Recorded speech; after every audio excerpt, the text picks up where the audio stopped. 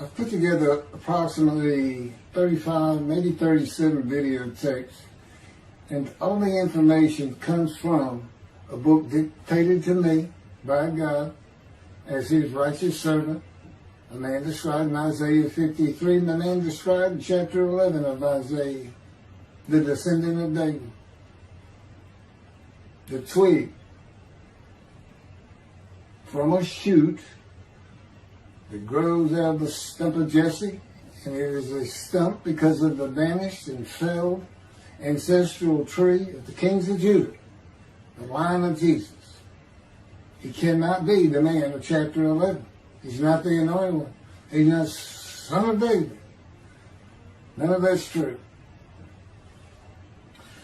The other book, that book is called Isaiah 53, the Day of the Lord.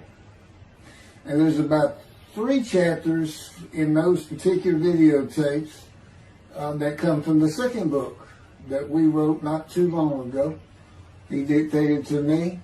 It's the story of my life. It's to show you how I fit the verses of Isaiah 53 with regard primarily to suffering, familiar with disease. So that would be wounded, and as it turns out, cancer. But the other words that you find in Isaiah 53, punishment, maltreatment, crushing, bruising, chastisement, okay, that is all in God's power. That's all in God's power, all those words. But the books are unpublished, shunned and despised, the kind of afflicted by God, plagued. Nobody understands it. This is so different than the Judaism the Jewish people have been taught. This Messianic era that will never occur. And we know it's not going to occur now once you believe who I am and how you cannot. After the mountain of evidence I have presented that is in those books, just as Moses today would have to say, well, look, I wrote Leviticus. You think I just came up with that? You think I just came up with all this information? Did I know how God speaks through an angel and who that angel is? Moses walks by a burning bush that's not consumed. The angel of the Lord's in the bush and God speaks. I'm the one who explained that to you. I shouldn't have to go any further than that. The God says the rabbis, the shepherds, they never listen to my prophet. They think they know everything. Well, I'm going to keep showing that they don't. This is primarily for the people who listen to them and not them. I don't expect them to ever respond. Because by responding, they have to say they've been wrong. Or that's just not what we believe. And so they won't change. The bottom line is they make money on it. That's the bottom line. God had me watch a video of Toby Singer just for this one purpose I'm about to tell you. He said, watch him raise his hand. He raises his hand to do his hair or rub his nose or something, and there's this big, fat gold watch. And that's just how you know this is the God of old. He said, look at that. Look at that. I said, well, he does dive, his skin dive, scuba dive. It might be a scuba watch. He said, that's no scuba watch. That's just a big, fat gold watch for everyone to see.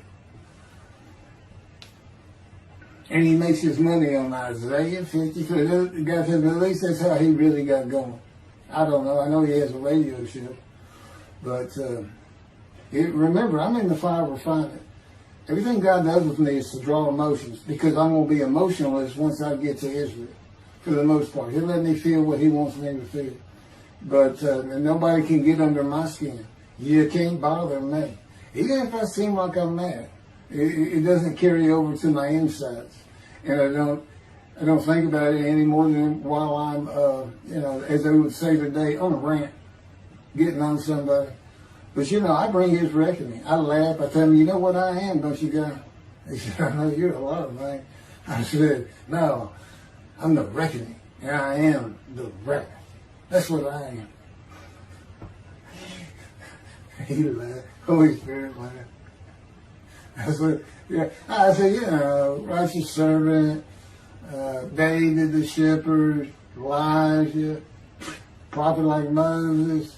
You know, I like wrath. What's his name? Wrath. What does he do? He brings a reckoning.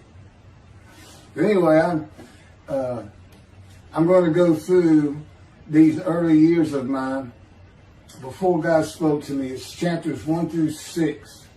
Chapter 7 is God speaks to an atheist, and I've already videotaped that. Walking with God, and something on visions and visuals.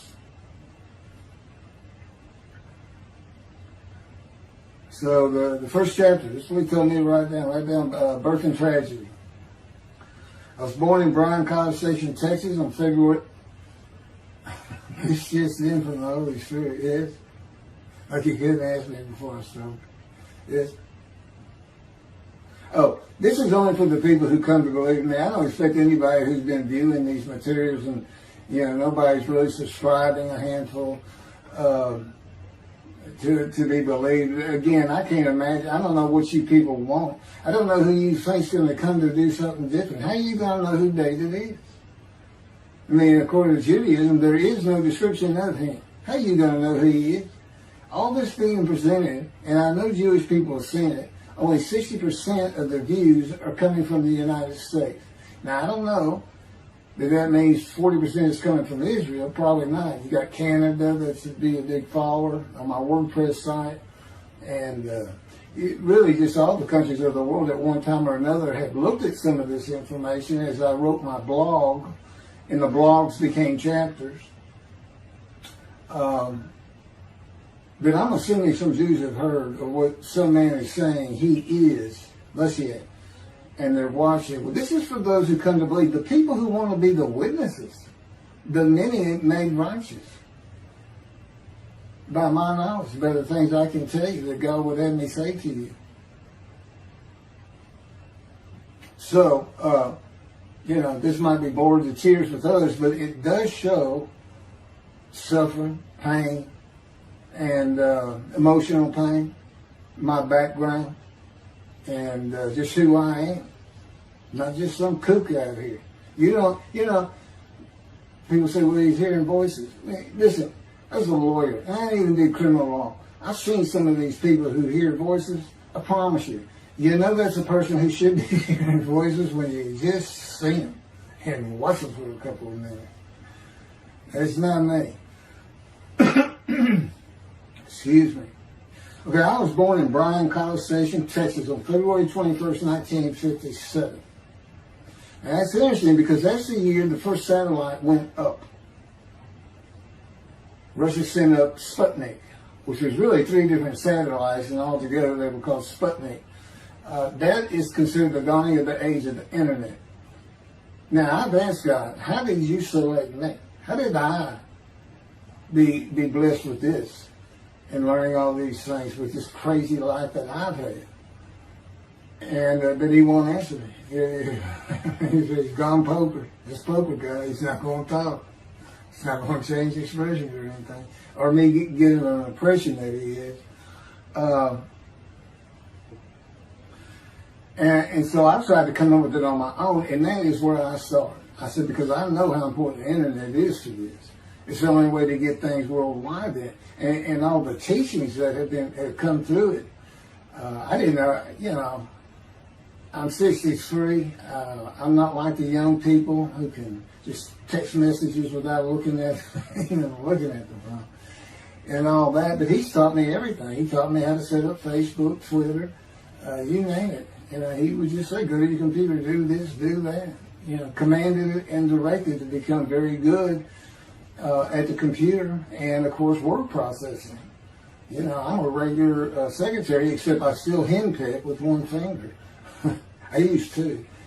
But God says that to show you I have perfect use of this disfigured right arm. It just doesn't have muscle in it, and my shoulder's shorter. Anyway, I was born in Bryan College, and that's what Texas A&M University is. And my dad was attending Texas A&M when I was born. I graduated from there 22 years later, which is a story in and of itself. So I was born premature in the 7th month of my mom's pregnancy. I was born in February, and there were many complications. My parents were told I would not make it through the night, and they should just take me home. Mind you, this is 63 years ago. The biggest problem was that my insides had not fully formed, and it was impossible for me to take milk. Mammy, my great-grandmother, told my parents, boil rice. Feed him the rice water. It's got all kinds of nutrients and minerals in it. Dad says he threw out a mountain of rice those first few months. And it would not be my last encounter with death.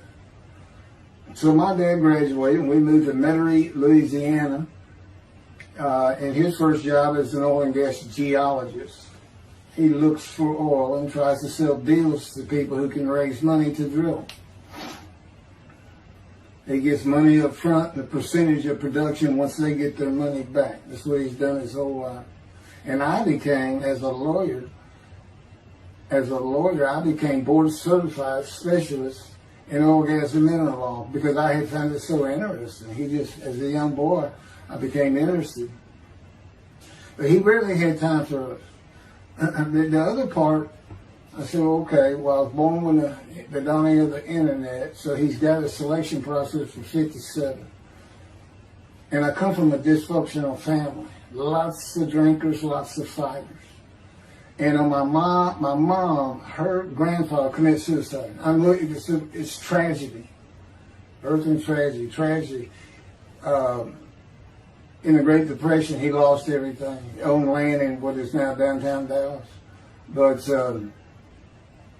But then when she was about 4 or 5, her mother went down to the market square in Crockett, Texas, small East Texas town. Everybody has their courthouse in the center of town, and there's streets on either side with stores. She went to the hardware store and purchased rat poison. She hadn't gotten hardly out the door when she opened it and took it herself. Died right there on Main Street in the middle of the day in a little small town. I don't know how long that would have been. My mom's 85 or 6. She was 4 or 5. Almost 80 years ago. So I'm sure it was quite an event. And her dad took her and her sister's about 2 years older, to Metairie, and not Metairie, to someplace in Louisiana. But could have been Baton Rouge. And her father became a elevator operator. And you can still find this in Houston when I was at law school. I went to law school downtown Houston, but South Texas College of Law. And at the courthouse, they would have somebody sitting in there on a little stool and with a lever and take you up or down, take everybody up or down. With all the lawyers coming in for the court cases, it was packed. I'm sure they've done away with it by now. But that's what he did. And they found him one day or night. He had taken out a pistol, he shot himself in the head and killed himself. So now she had suicides on both sides of the family. And her father's brother took the 2 girls in. He actually adopted them. And she was about 10 or so, I believe. She's with him out in some shack in East Texas. And, there's not even phone in this place. And he took a shotgun. And I'm sure he'd been drinking there, all known for it. And blew his head off right in front of her. I mean, that's all the circumstances I know about it. It doesn't sound like a good scene at all, but it scarred her for life. Okay, we've been taking care of her from the get-go. My father amazes me to no end. What he has done to care for her. See, they knew that was his sweetheart. Eventually, now at 10 years old, that's who he married. And they both from Crockett, Texas, small town people. I still take care of them. They've taken care of me for 10 years. Got to me from society. He made me quit law. terminate my law license in Hawaii and Texas, and took me into poverty. I've been in poverty for 13 years until I just now filed for Social Security early. But I give them more than 90% of it to make up for everything they've given me for 13 years. While I'm in God's fire of refinement, learning everything I need to know. And I have learned much. There ain't any question.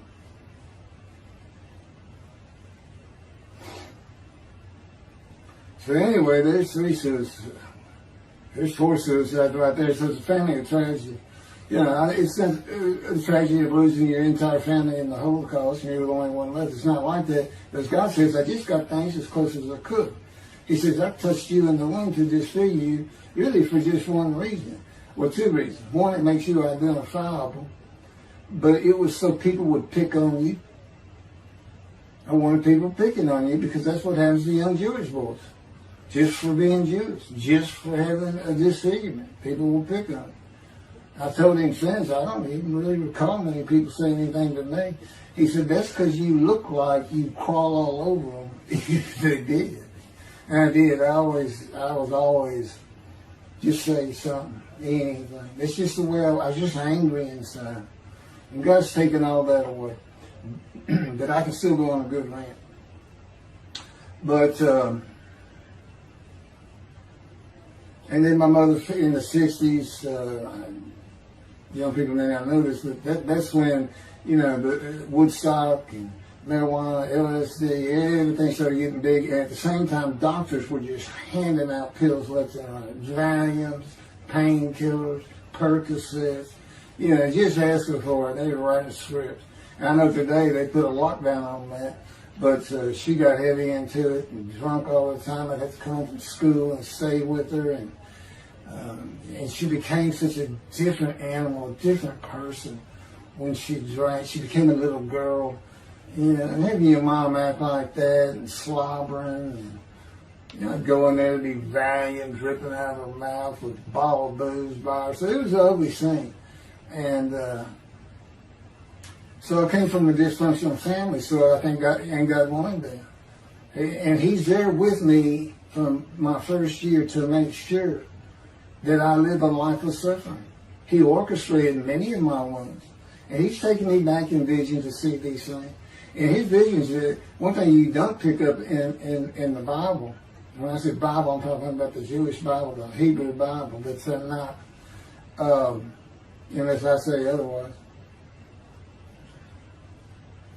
Which is like when God says, my peoples. If He just says my peoples, He's talking about the Jewish people, the chosen. I mean, He may say the peoples of Moab, or just by the context, you know, He's referring to another group. But that comes up all the time. So, to add to that, she tried to kill herself a few times. And when I was 10, my dad was at a Texas A&M game in Dallas. And I know it was 1967, so I was 10 years old. Because I'm very familiar with that particular game. It was against Bear Bryant and Alabama Crimson Tide. And he had coached at Texas A&M. So, as you can tell, me and my dad are big Aggie fans and football fans. But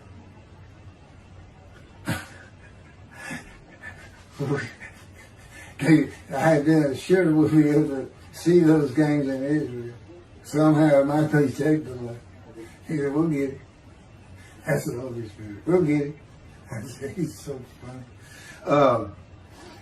I don't know where my sister and brother were, but I heard some noise and I went down about 1 or 2 in the morning and our stairs curved and there was a little bay window cut out, and I looked down out into the living room. She's laying newspapers on, and I just sat there watching. I didn't know what to do. And she got down that paper and took out a butcher knife, not a razor blade, a butcher knife, and opened her wrist up. And this happened again years later when I was in high school. She opened her elbow up, and that was god awful. I don't know. But before she bled out, my dad opened that door. I sometimes think she knew he was going to be there soon, would probably save her. But it didn't look good, and I hated myself for not doing something. Maybe that's why I was so angry. Anyway, because I didn't do anything, I just sat there. I couldn't move. I don't know. I don't even know what I was really thinking, really. But I can't. What it did is it told me how much her uncle blowing his head off must have done to her. That must have really hit you. I had nightmares my whole life, but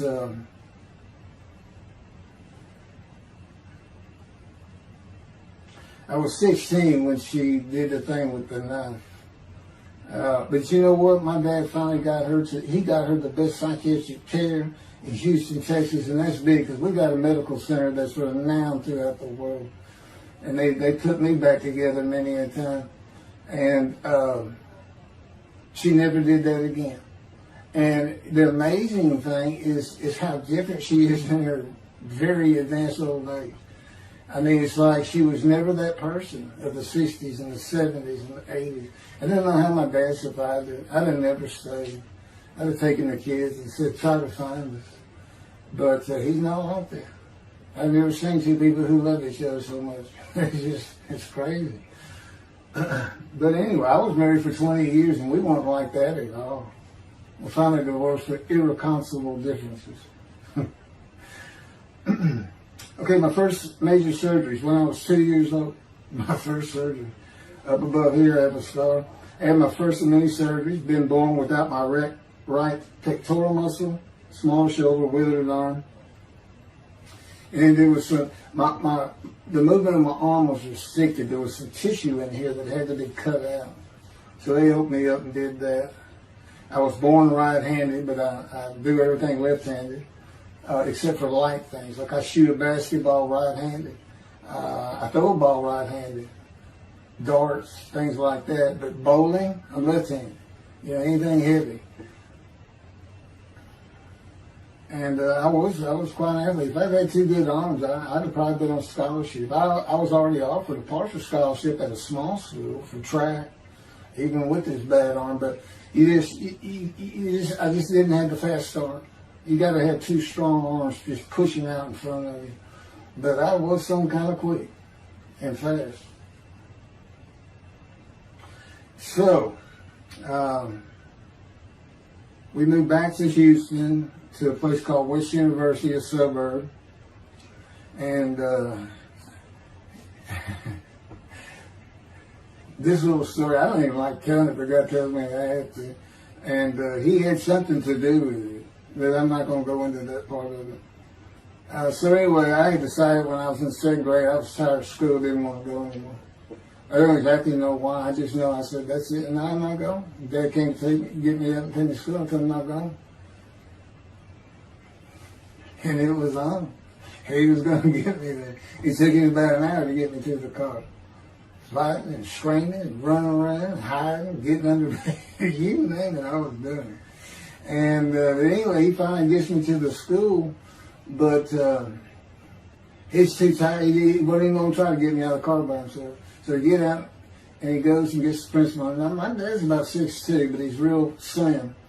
And but he comes out with his principal, who's taller than he is, and he's a hefty guy. He's burly.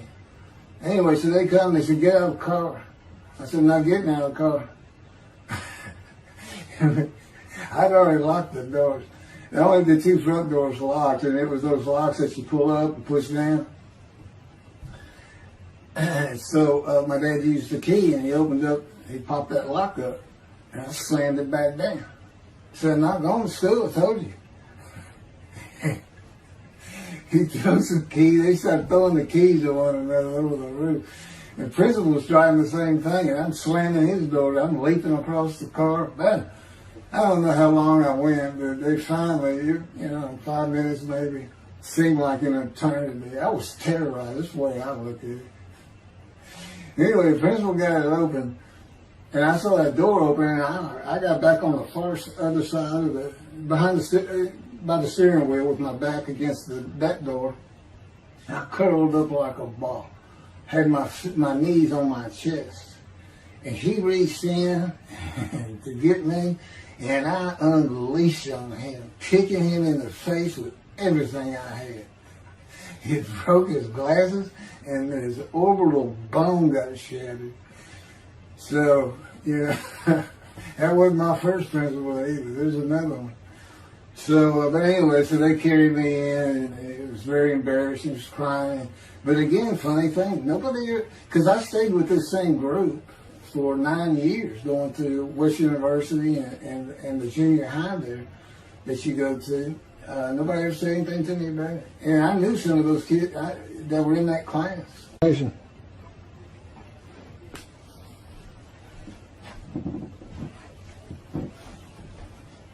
My camera only goes for half an hour.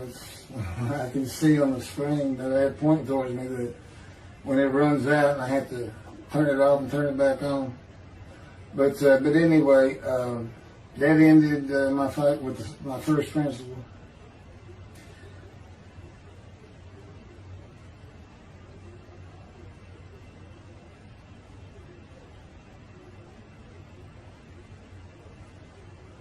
Yeah, here it is right here. I just got to help me put these together. In the 10th grade, the principal of the school told me to cut my hair. You know, I had long, blonde, wavy hair, well past my shoulders. Again, this is, I graduated high school in '76, and this has been junior high, so it's in the early '70s, but it felt like the '60s still. And I kept in a ponytail. It was neat. It was a school-wide policy. I think I was one of the last people to cut his hair. I was hiding all the time. I was always on the alert for the teachers that would turn you in. But I went and got it cut. I told the barber right at my collar. Sat there in the chair and cut it right at my collar as I was instructed to do. And then I was commanded to return to the principal's office. And so I presented myself to him. I sat down in the chair in his office, and he gets up, walks behind me, and grabbed me by my hair, back of my head, and jerked my head back fast. And said, "It's still over your collar." Now, I don't know if I did a backflip out of that thing. I can't really recall. But what I do recall is it took 3 people to get me off of him. And I was permanently expelled from school, which ended up me leaving home. It wasn't a runaway. I'm just out of here. I'm tired of everything and everybody. I ain't going to school ever again. Hate school, always there. That was me. Yeah, they had to pull me off of him. I understand through a friend of mine, he said, "You know, my brother went to that school. He has some stories about that guy." So the guy said, "It wasn't me. It's him." Second major surgery came when I was 12 years old to try and repair my right knee and just below it. I was running full speed in a field. High grass and weeds with a family dog. And God says he had something to do with what the dog did. For no apparent reason, just suddenly he was running at my side. And he just bolted, he just stopped going straight to the heart of the left and went right between the legs. I go sailing in the air, and I came down on my knees, except my right knee came down on a broken Coke bottle, Coca-Cola. And they used some thick glass back then. It was stuck nose down, way down. It was all broken up, but it was the bottom all jagged at my knee just... You know, they said it went to the other side of your knee. They said, "You got that whole field in your knee." But when I got to the hospital, I sat there for a long time. The first doctor that came in and just told my mom, right in front of me, you know, I'm in the room, you know. He said, I can't repair that. It's not repairable. We're going to take it off. You can't use it. And I already knew that because as I started screaming and yelling for my dad, he finally came back. This field was behind our house. There was a chain link fence, and in the field. And you know, my dad finally heard me. He got over. He saw the blood, and so all of a sudden he's scared to death. I'm going into shock, and he got me to put my arm around his neck, and he said, "Can you walk on it?"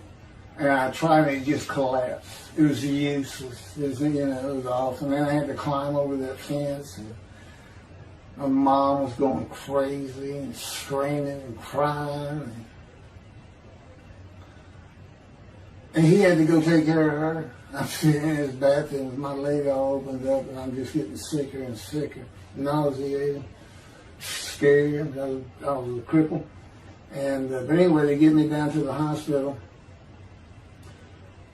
And just, like I said, the first doctor was just like, we don't know what to do. And just right then, and God says he knew he was going to be there. This doctor walks by, and my mom recognizes me. And she goes, Dr. Kane. And she runs out the door. Well, this is Dr. Kane. Her mammy that I mentioned earlier, in her old age, very old, maybe been in her 90s, I don't know, late 80s, but living with her sister, broke her hip. And this doctor repaired it. This is a long time ago, people. Repaired it, and she actually walked again with a walker. I remember. But that's who this doctor was. And she said, my son, they're going to take his leg out. You've got to come look at it. And this Dr. Kane actually became the medical doctor for the Houston Oilers. He repaired many in me before and after me. I guess that's what he specialized in. But he was there at the hospital just to do rounds. He wasn't dressed for surgery or anything. But he came in that room, and I mean, he was livid when he looked at my knee and knew how I'd been there for like 5 hours at this time. And he just started barking orders about getting me prepped for surgery, and he takes off to go get prepped. And they literally ran me down to surgery in a gunny. I mean, they were trying. This kind of fear he put in everybody. Anyway, I was in the hospital for weeks, and I woke up with my leg. I was glad of that. But I had a cast from my hip to my ankle. And he told me, when I finally was being released, he said, if you put any weight on that leg, you'll never walk again.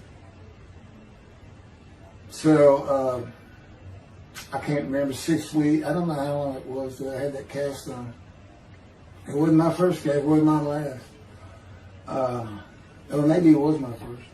Maybe it wasn't my last. That's another story. We're not getting very far. There's 6 chapters. I'm barely getting through the first one. But what I'll do is I'll just do 6, just like I did with Isaiah 53. I did 6 or 7 videos, 7 I think. But then I joined them all together and put it as one video, the definitive commentary of Isaiah 53, which comes straight from God, by the way. I mean, you can contest what I'm saying all you want, but it makes perfect sense. For the first time, Isaiah 53 is explained. Now, how did I become the smartest religious Jew in the world who can see that? And what the wounding and the punishment, everything's about, and how it's really, in some ways, a snare for the Gentiles for the day of the Lord. Because he knows he can take me and just decimate any argument they want to put forth. You know, in particular, I'm blemished. I'm the Antichrist. In that I am the exact opposite of Jesus Christ. Okay, he's so smart, he was teaching synagogue at 12. Supposedly he was a perfect, beautiful man. I'm disfigured. You know, I'm not bad looking, but I'm not, I'm not Brad Pitt or anything. Anyway, a sinner, I wasn't a habitual sinner. I was a good person. I was good to other people. I was very compassionate. I said there was already a lot of humble in me. I didn't laud myself and the things I could do over others. Like being the fastest guy on top 5 at school and the fastest in the neighborhood. I didn't brag on myself. But as he took me back through my life and informed me when things were sin, it just seems like I touched on all of it. And if murder in your heart is actually committing that sin, as the Christians say, I don't really go with that, but then there's really not much I've missed. So I'm a sinner. And, Jesus can say, well, I'm a sinner too. I lied. All you got to do is read the scripture in the Gospels. You see where I'm lying. That's easy. And I came from the banished line. I thought I was the man of Isaiah 53. I thought I was going to be exposed to death, but given long life. This is what he would tell you if he was here. He said, but you know what happened? They crucified me. And on the cross, I realized I'm not that man. This isn't exposure to death. This looks like a sure thing. Father, Father, Father, why have you forsaken me? That's Jesus Christ saying, I'm not the man of Isaiah 53, and I just figured it out. That's what that is. I ask God sometimes, you sure you didn't have that written? Why on earth would they write that down? They forget about it. We people just thinking me. That's what it's about, Christians. They got their way. They can explain that being counted a sinner means he got crucified with the sinner beside him being crucified on each side, left and right. So there's three of them, so he's counted a sinner. Okay. You know, it's supposed to be descriptive. It's supposed to be able to find the person too. You might tell Judaism the same thing. You know, this is to find somebody. It's not the people of Israel. They're all kinds of people. Now, we're looking for a guy, so God can have a Moses. Why? We have a new covenant. Why? It's the day of the Lord. Why? Jeremiah says so. That's why. It's so easy. The lamb blooms again. Okay, and he's coming to covenant friendship with the temple. So the lamb blooms again at a time when there's no temple. Jerusalem's going to be rebuilt. It's a metropolitan today. This is no Jerusalem of antiquity. The old city might be too big. And I'll make a new covenant with you. I'm going to forgive all your sins and remember them no more. That will cause Torah to be written on your heart. It's a metaphor. When did he do this before? Oh, that's right. Assyrian Babylon exiles. Isaiah was right before. God said, I forgive your sins and remember them no more. They became a holy seed. What did they do? They built the second temple. What are we missing? The third temple. This is so easy. So it is the day of the Lord. There ain't any question of that. I'm just telling you it started with the Russians. So they done split me. Hello, Russians.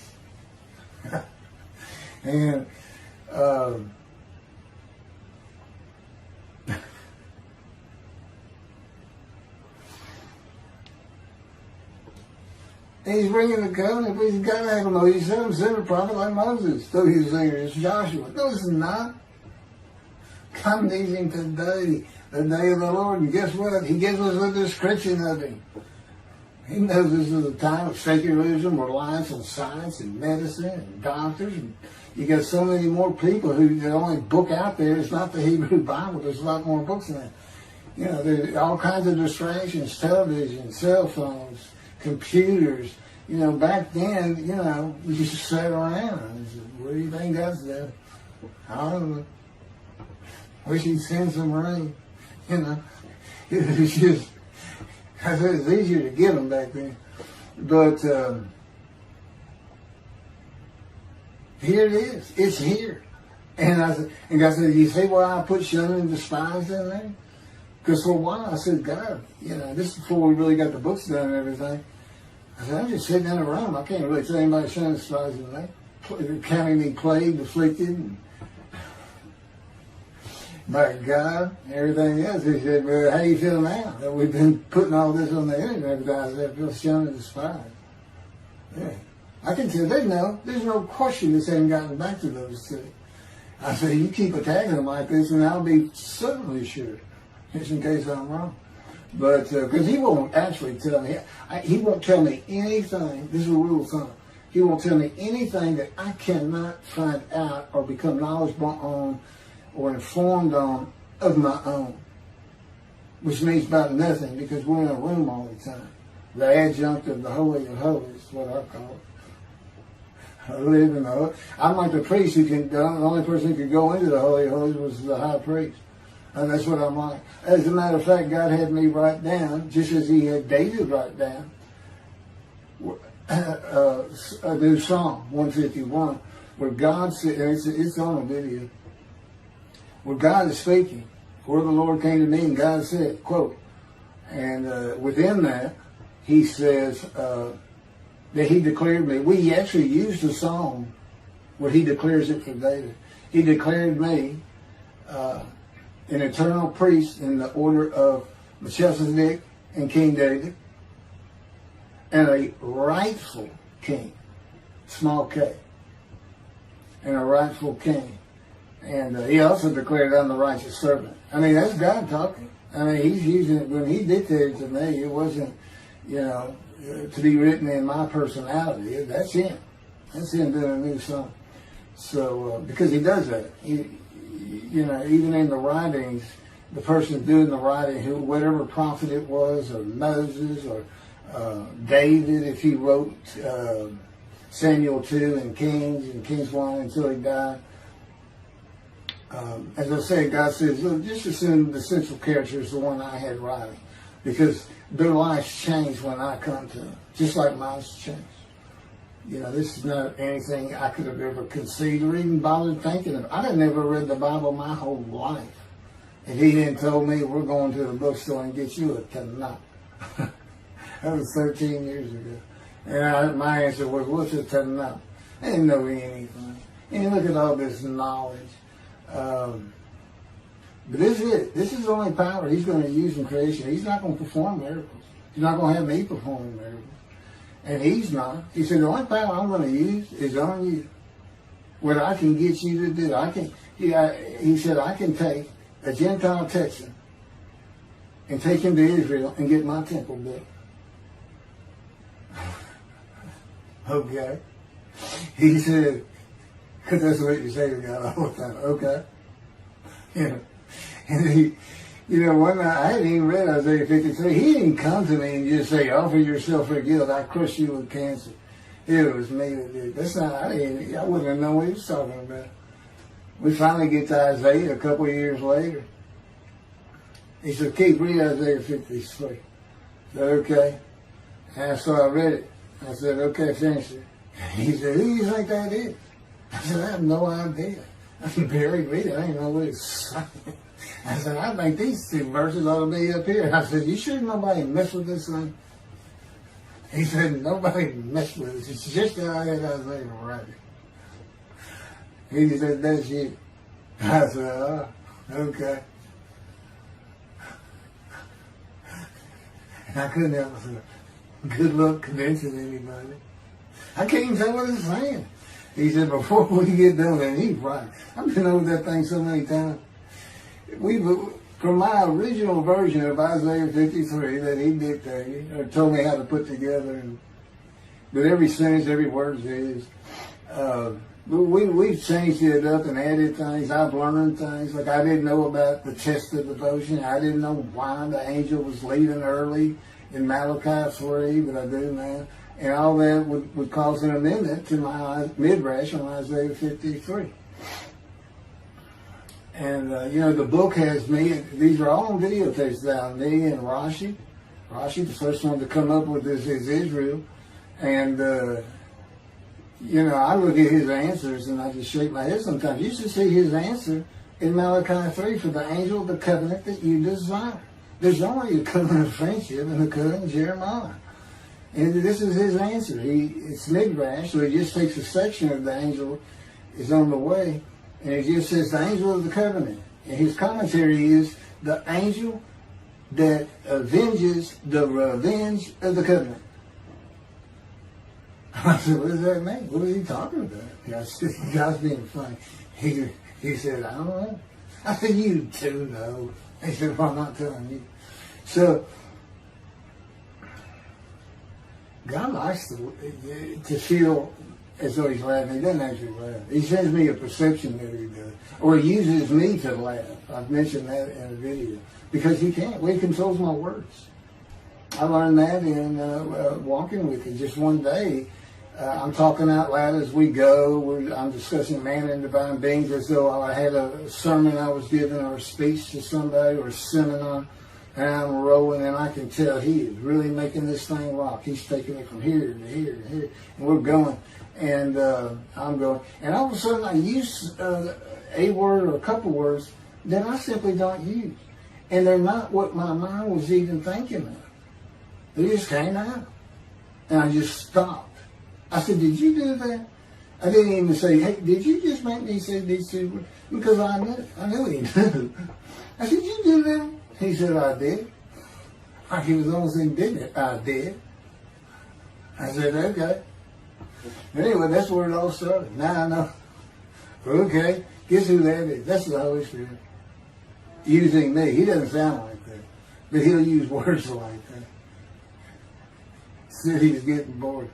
They like to cut. Let me just say this. This is part of God you don't know. And it's not all the time. It's some of the times we do tend to get kind of silly in here. But, they do things after a while. I'm like, I feel like a kindergarten teacher, and I got two of those kids that you just shake your head at. You say, this is a handful. These two are nothing but trouble. Always fooling around, looking for a laugh. And the Spirit's always working in heaven, death, God laugh, as it were. Again, he doesn't actually laugh. It's a perception that's his emotion. If God has any emotions left, because worrying about other people's pain is not one of them. He made that clear to me. I don't care about your pain. And just saying it makes you mad. He says, see, draw anger. And he'll do stuff so many times over and over. He says, this is easy because now it irritates the fire out of it. He just started.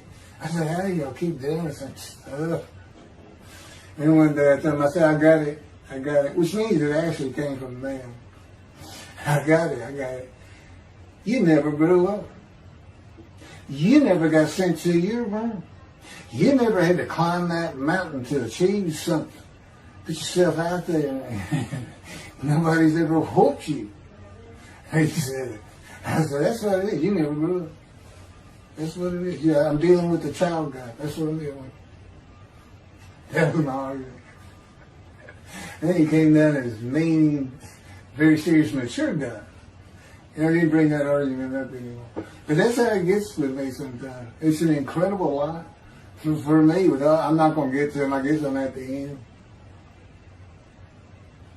I'm getting close to when I got shot. I thought that was a new chapter. Oh, it's not.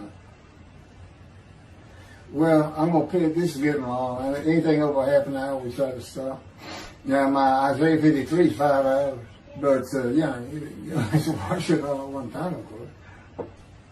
He doesn't hardly let me watch it. Yeah, I don't even watch them before they get posted. He said, no, you watch it later. Because it comes on the TV that he got me. And I didn't know at the time it was going to be, that he was serious about doing videos. And I certainly didn't know about making it a backdrop. He decides everything. He tells me when to eat, when to get up. I don't sleep probably at all, 2 or 3 hours a night, and sometimes less, and take a half hour nap sometimes. But I found out I feel fresh. I don't need that much sleep. He said, well, you're not really doing anything. Why do you need a lot of sleep? And see, that used to make me mad. Now I just laugh at it. Thank you very much for listening. I'll pick this back up on another video, and eventually I'll put these first 6 chapters, just like I did Isaiah 53, because it's a book that he dictated to me. I can't get it published. I'm going to put it on YouTube. That's why I'm reading it. And as I said, if you don't want to listen to it, don't listen to it. But the information that's in these books and in those videos is, that's my proof. And quite frankly, God says, if that's not enough for them, well, that's just too bad. Utter destruction is what they end up getting. They better learn how to listen to the prophet. See, it's no different than the people back then. You'll say, well, why didn't they listen to Isaiah? Why didn't they listen to Ezekiel? Why didn't they? They laughed at Ezekiel. That's what Rashi says in his commentary. I didn't know it was laughing at him, but they just ignored him. Everybody thinks they know it.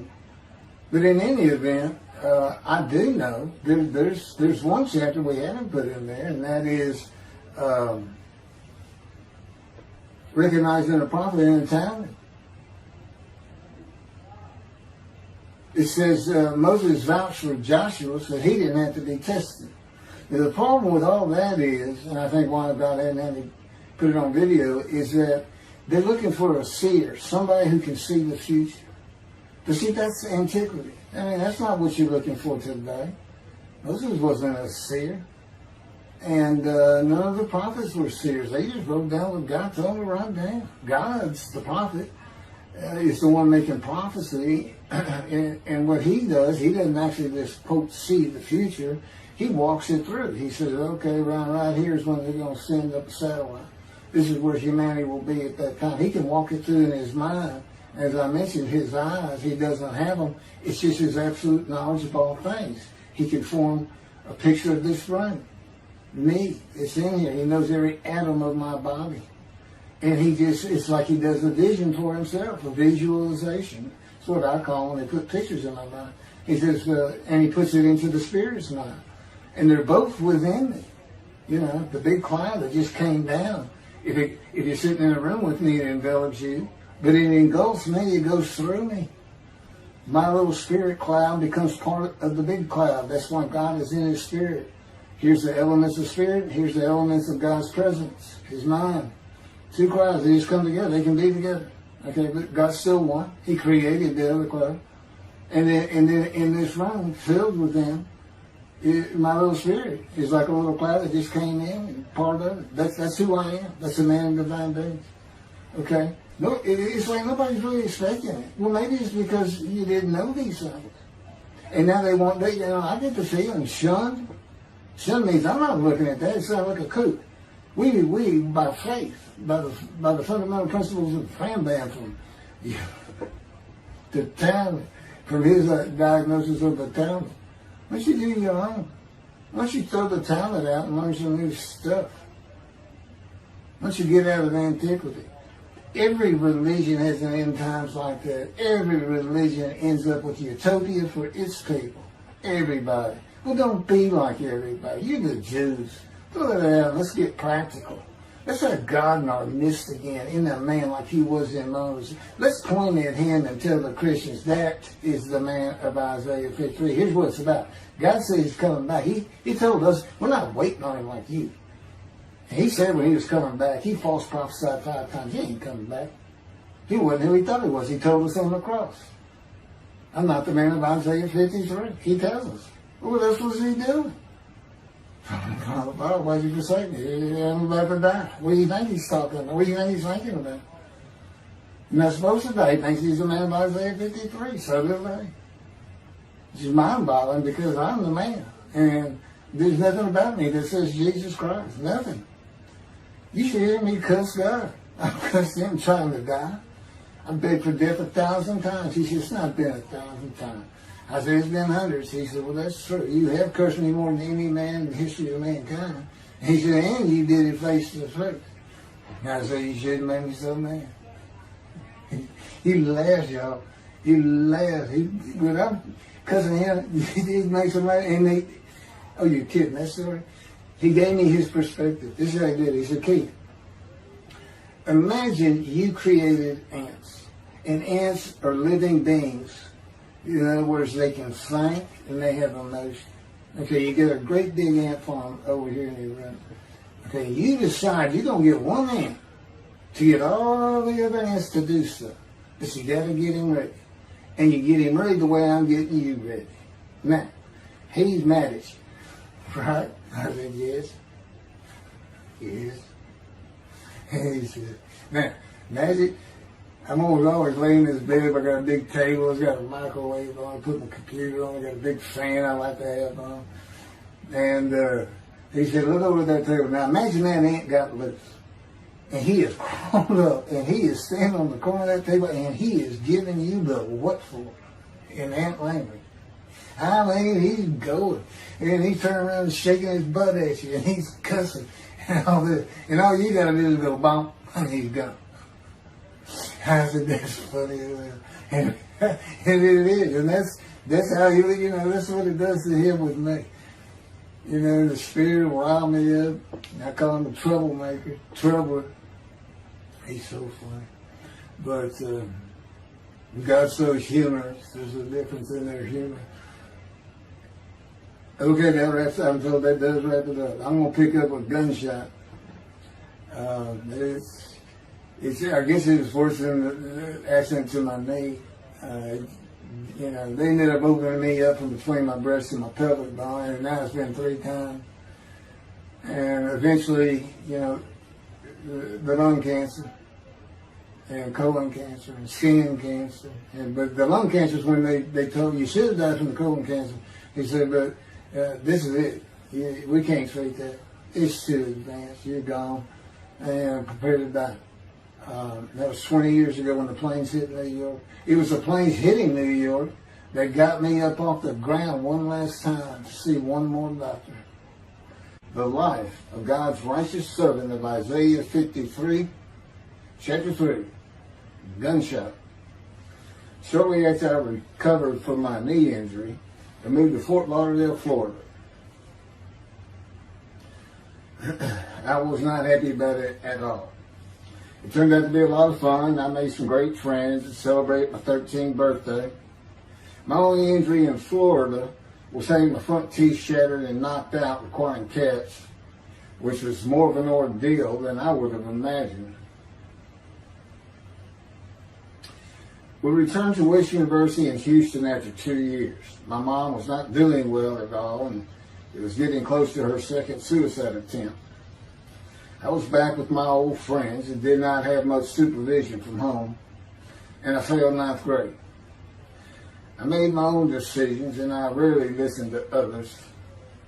After being set back a year at junior high school, I made a few new friends, which led to my next serious injury. My best friend was a Spanish Italian whose father was from Sicily. And he kept a machine gun in a violin case in his office at the restaurant he owned, where his son and I were waiters. It was called the Godfather. My friend was the best pool player I've ever known or played with, an absolute natural. I will call him Antonio, but that's not his real name. Antonio's girlfriend was a Jewish girl. I will call her Rebecca, but that is not her real name. Antonio was a Catholic Christian. Rebecca did not practice Judaism, and Antonio did not go to church. I was a confirmed atheist, and we never talked about God or Jesus. Rebecca's father had foreclosed on a ranch about 8 hours from Houston outside of LaGrange, Texas, Fayette County. LaGrange was famous for the Chicken Ranch, which was an illegal brothel that operated from 1905 until 1973. The business served as the basis for the 1973 ZZ Top song, LaGrange, and the Broadway musical, The Best Little Whorehouse in Texas, as well as its 1982 film adaptation.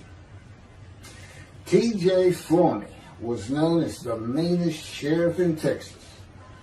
In the coming weeks, I would be interrogated by him outside of Shock Room 3 at Dental Hospital in Houston. This is an excerpt about him from an internet article.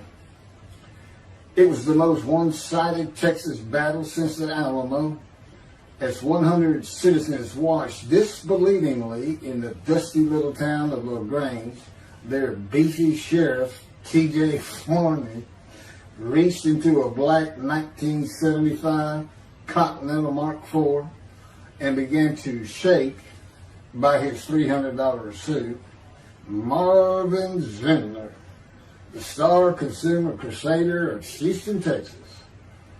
That's from People, June 17th.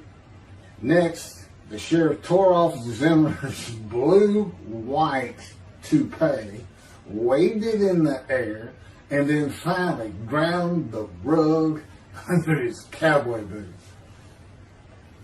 Behind Forney's fury was the fact that on Zindler's last assignment in LaGrange 18 months before, he had filmed an expose, which resulted in the closing of a critical part of the local economy, the Chicken Ranch, a legendary body house. Antonio, Rebecca, and I first went up to the ranch in the summer of 1975. It was a small ranch house and small lakes with horses roaming around loosened pastures. We decided it'd be fun to try and catch one of those horses and go riding. The next time they went to the ranch house was in Rebecca's father's Mercedes Benz. Two-door convertible Mercedes Benz. I sat on the hood of that Benz with a lariat while she tore through fields trying to run down a horse for me to rope. The horses could turn too fast, and we never got close enough for me to rope one. What we could and did do on the next trip was bring guns. A 30-30 rifle, shotgun, and two 22 caliber pistols with holsters.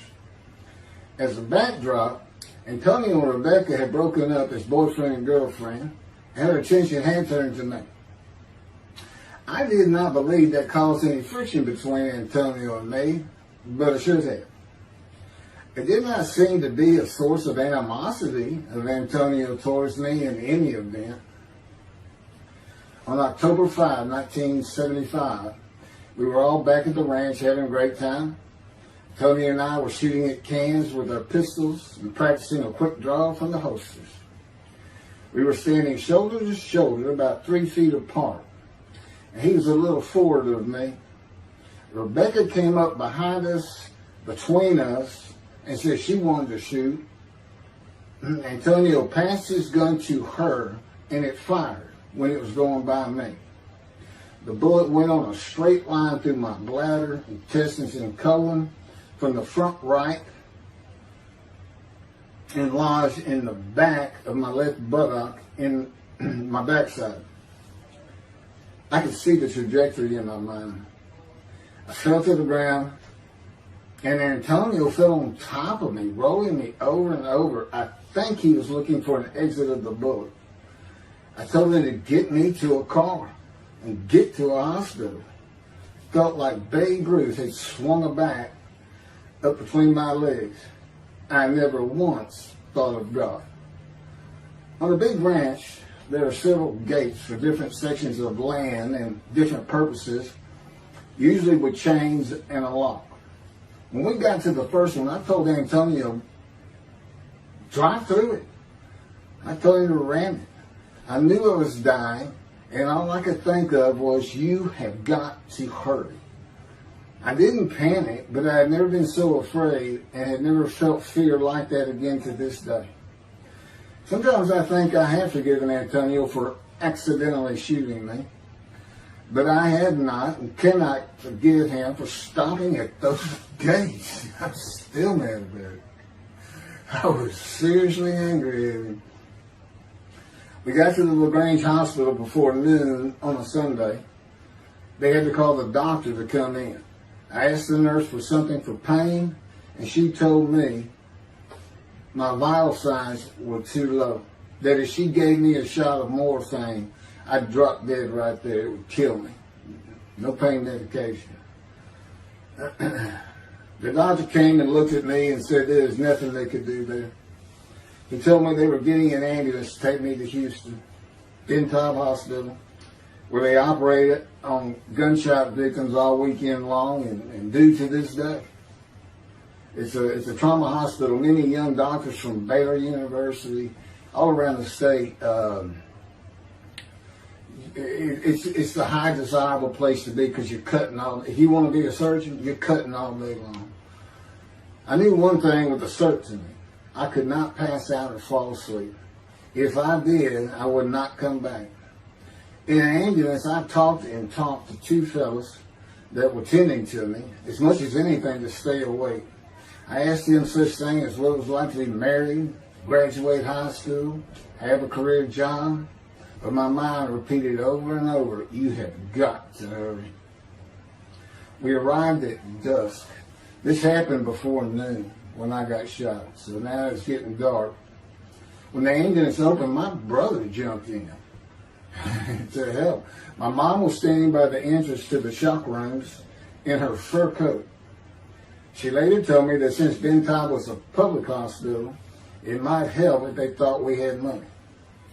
I didn't see my dad, but my sister told me later, the whole way to the hospital, all he could say was, to God, please don't take my boy from me. I had stayed awake for some 6 to 8 hours in awful pain. They took me to shop room 3. It was filled with people giving orders and very loud. On the table, the nurse told me she had to put her finger in my bottom, which embarrassed me. And I raised up like a sit-up and saw nothing but blood rushing from my bottom onto the table. You have to hurry is all I could say. They finished prepping me for surgery and rolled me to a hall in a line of others awaiting surgery. Then someone was saying my name, and I opened in to see T.J. Forney, Sheriff of LaGrange. He wanted to know if I'd been shot intentionally, what we were doing at that ranch, did we have permission to be there, and et cetera, et cetera. I told him I thought it was an accident and to leave me alone. I never saw him again. I didn't have to wait long. The orderlies bypassed everyone in front of me and took me to surgery. I awoke in a large room with about 10 beds on my side of the room and 10 beds on the other with other patients, and I could hear moaning and crying here and there.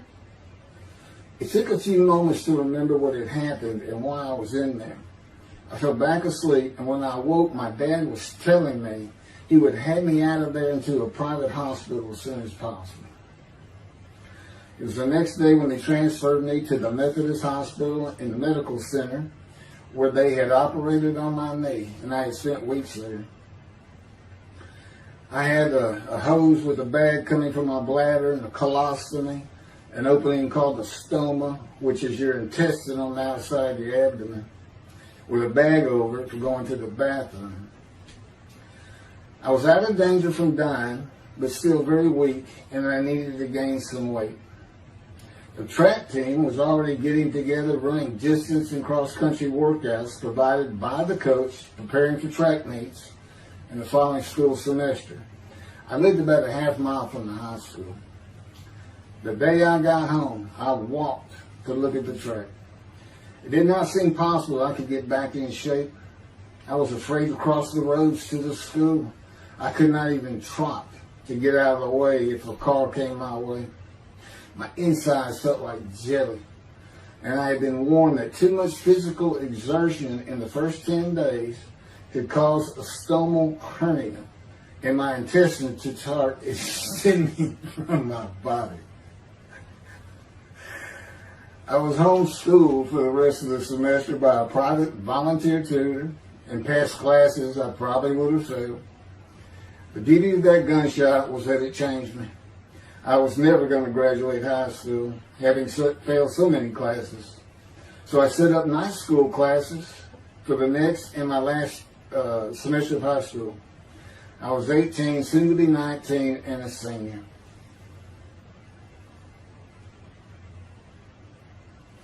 Chapter 4, College and Law School.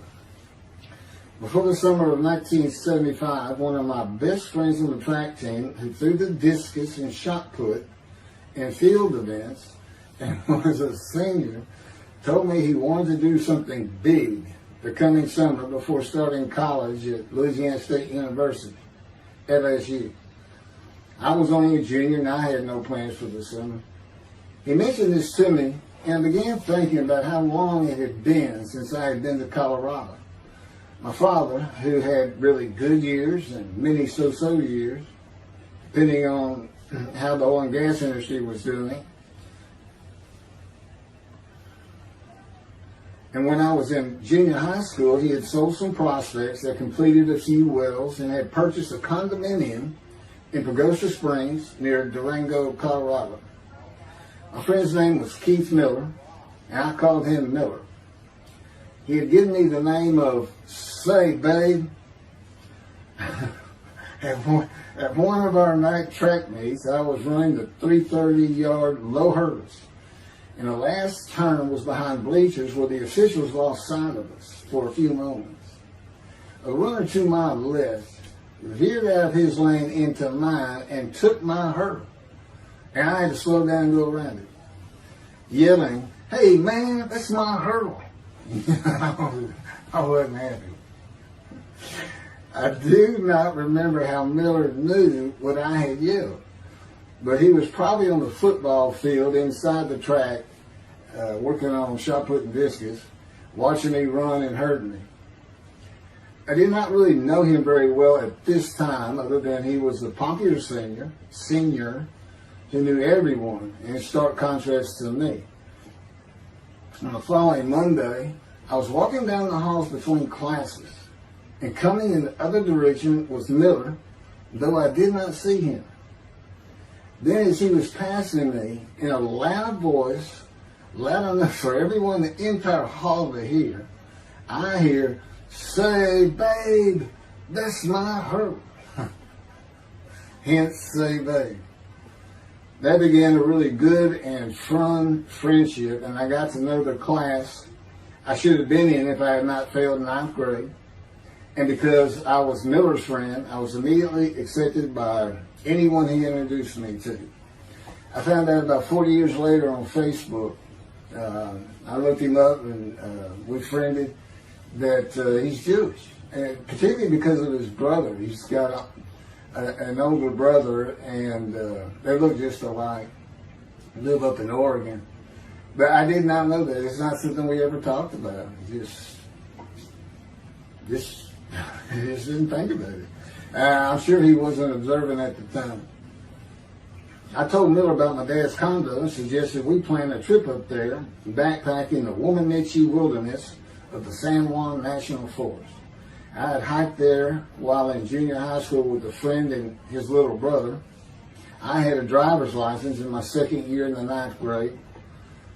The prominent 13,000-foot peak is 10.7 miles from the town of Silverton, which began as a silver mining camp in 1873, and that is where I plan to take Miller.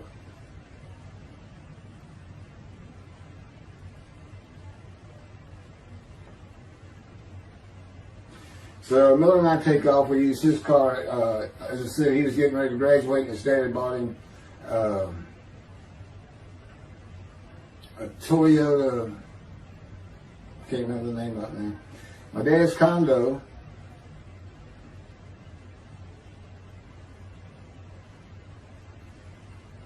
was about 60 miles from Durango, where a train depot is located that runs the train through the Womanichi Wilderness to Silverton. The train is an authentic, narrow gauge, steam-powered, coal-fired, scenic railroad train ranked one of the top 10 scenic railroads in the world. It's something else.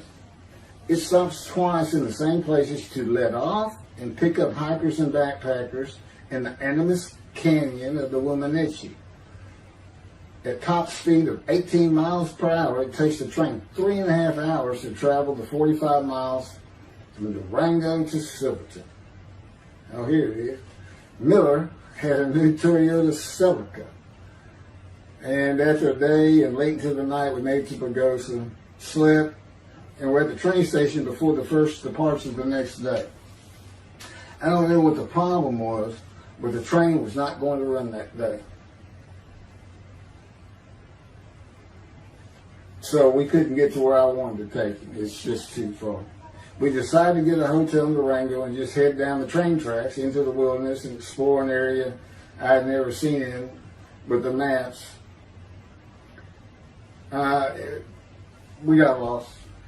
And at one point we decided, let's just put these backpacks down and you go that way and I'll go this way. Well, we did that. We met back up, and then we couldn't find a backpack. And we did finally find them. We slept that night, and we had a big black bear episode because we had left some food out on the ground, which we shouldn't have done. And but anyway, we ended up making it back, and we had one of the best party nights I've ever had in my life. We hit the main street in Durango, which is a tourist hotspot, and we hit every single bar. You could drink at 18 back then. It wasn't 21 as it is today. And we did. We made sure it was like a go. Okay, let's go to every one of them had at least one drink, shot of whiskey, Boilermaker, beer, whatever. I can't really recall other than I knew I had been drinking the night before when I woke up. But we did. We hit both sides of the street. I don't know how long it took us and how many drinks we had, but we just had a lot of fun.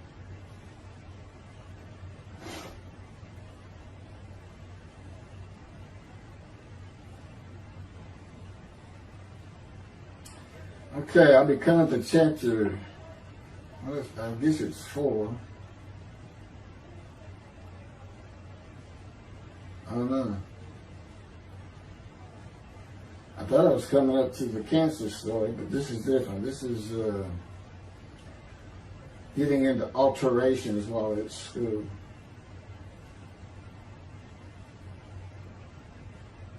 So anyway, I was shot on October 5, 1975, and by early December, so it was October 5, and then in early December, I had surgery again to put my intestines back together, which was, it was dicey. They kept telling me, we don't know if we can reattach. There's people like Bob Hope lived his whole life with one of these stonal deals, and it's just a horrible thing. It was successful. They put it back together, and they removed my bladder tube. The girl next door, who I had never talked to other than to say hey or hello, and who also went to high school with me, had been coming over daily, and she agreed to be my girlfriend when I asked her a few months later. I did my night school and graduated last in my class, or close to it, of over 400 people. In late December, I began running with the track team. Now, I had surgery early December, and I already got out there with them, which was difficult.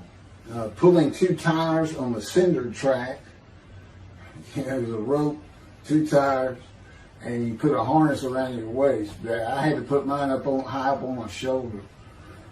On the cinder track for a lap and a half, 660 yards with 2-minute intervals, 6 times was the toughest. My speed and quickness were still there, but distance running and my endurance, it took quite a while to come back. In early February, just about 3 months after being shot, I won my first 120-yard high hurdles race at a track meet that was fast enough to qualify at the upcoming district track meet for the regional track meet. Winning at the regionals would place me in the state track meet. I was fast, but my disfigured right arm really held me back. Then my heart was broken, and I cried for the first time since I was a child, best I could remember. My coach, who really liked me, he understood the effort I had put in to get back in shape. Called me to his office, and I knew something was wrong. He told me I could no longer be on the track team. I had too many semesters of school to be eligible according to the eligibility rules. It was because I had failed 9th grade.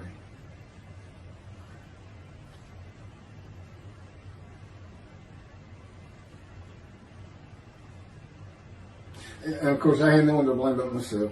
Skipping school all the time, just not trying or caring about learning was why I failed. I was not lacking in intelligence and common sense, as many people thought of me. I could and often did read a complete science fiction paperback book during the school day. One day. I get them from my brother. I just sat in the back of each class and read my book, and the teachers always left me alone. I also was suspended from school a couple of times for fighting. First fight was in the gym in the bleachers with the principal on the floor telling us the do's and don'ts for the second semester of the 10th grade. This is 2 years before I was shot. I found out he already knew me by name, and I had never talked to him. The second fight was with the same guy, but this time we took it across the street from the school. He had about 10 of his friends, and I, being pretty much a loner, I had none. They were African American, bused into school from neighborhoods far away. And I just didn't understand them, or know why they even talked to me with words I did not get, like word, or say, man, can I hold $1?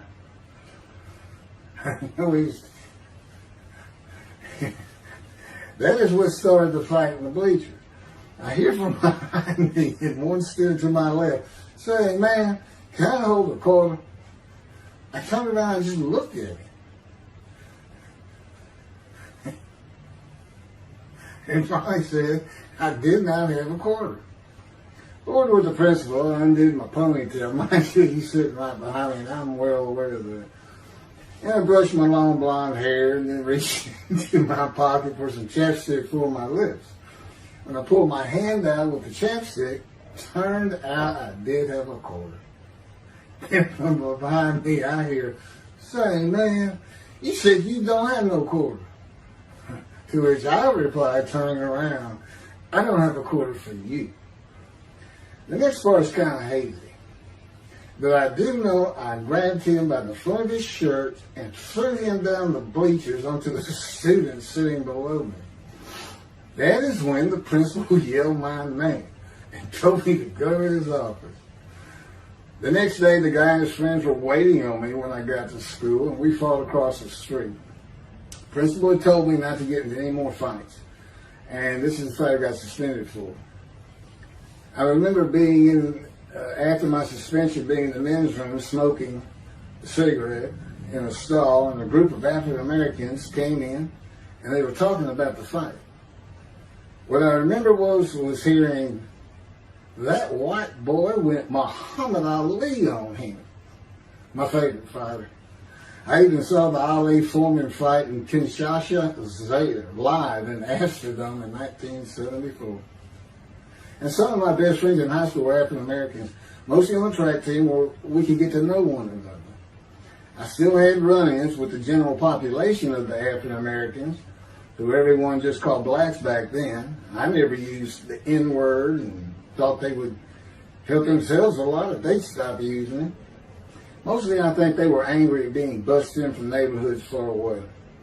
In fairness to them, white kids did not seem to like me much either.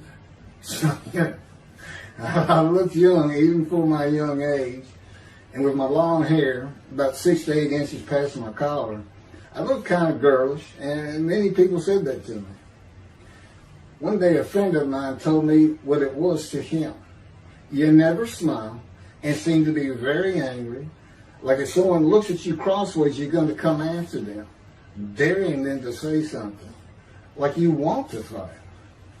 My next suspension for fighting began in middle shop, and it was all my fault. There's not a big deal to that.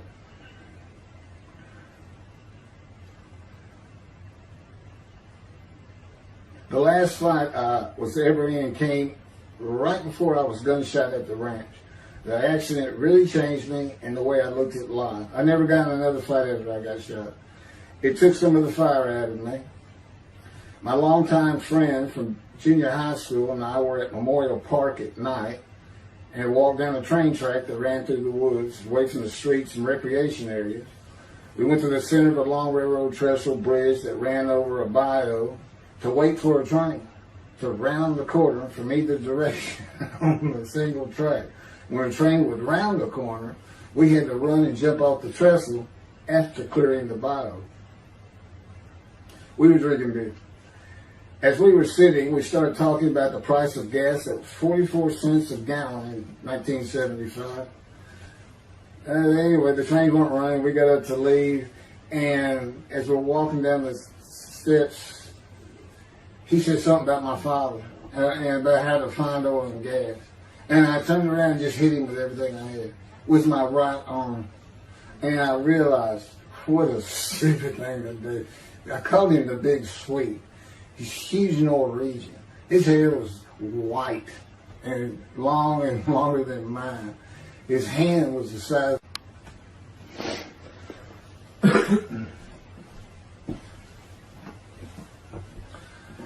And I had nowhere to run. That was a really dumb part of it. I mean, I couldn't move. I couldn't use my quickness. I couldn't box as I had with the fellow across the street. And he just took one big swing. He's very athletic. Coaches all wanted him on the high school team, but he didn't want to. Football team. And but anyway, he hit me just one time. That was the whole fight. It was just two hits. My measly hit with my right arm. I let it fast, And I hit him when I wanted to hit him. Well, I say that. I didn't even think about it. But he just about knocked me senseless. I mean, I saw red.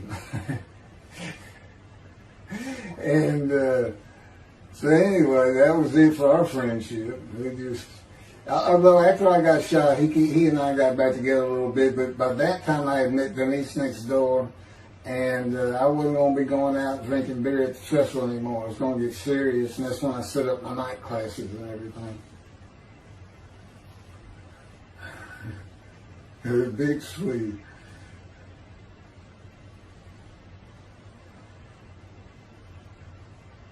After the gunshot, I stopped seeing old friends, including Antonio and the big Swede, and spent all my time with Denise from next door. I knew I wanted to be someone who succeeded in life.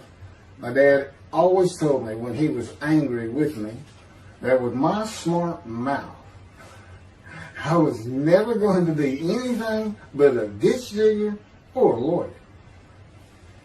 While he said lawyer in a derogatory way, he got me to thinking I'd like to be a trial lawyer.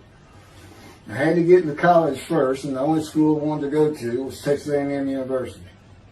Anyone who had ever known me would tell you that I was not even close enough to being smart enough to go to any college, much less Texas A&M.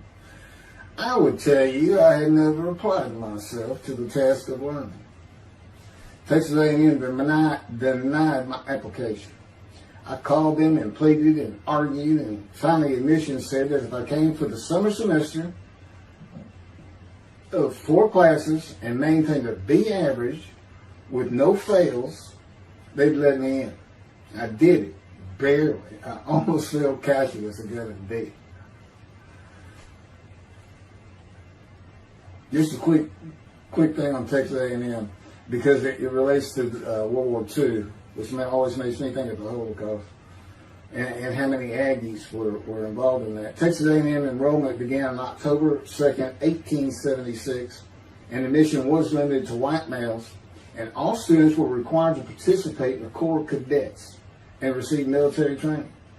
Many Aggies served in the military during World War II, with the college producing 20,229 combat troops. Of those, 14,123 Aggies served as officers, more than any other school, and more than the combined total of the United States Naval Academy and the United States Military Academy. During the war, 29 A&M graduates reached the rank of general. Texas A&M is more than a great university. It's the home of the Aggie family with a long history of spirit and tradition. And I'm going to pass through all that. You can read, I got all this from Wikipedia.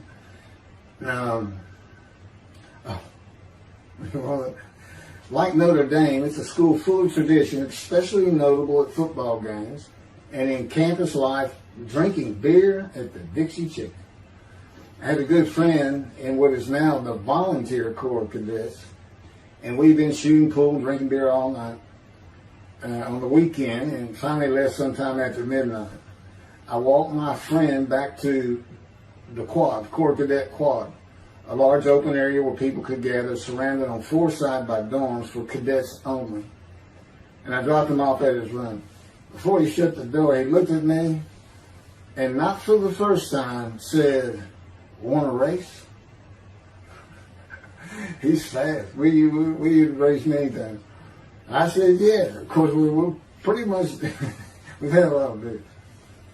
I said, yes. And he went to the end of the hall and took off at the other end of the hall. He was fast, but I was pulling away with just a few yards to go and hit the wall before I could stop and busted my chin open. Blood's pouring out everywhere. People opening doors. Look, that's what the little guy did to the taller guy. I also sprained my ankle. These are my injuries at Texas A&M.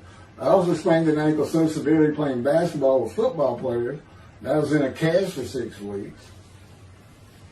Those were my only injuries in the 3 years at A&M.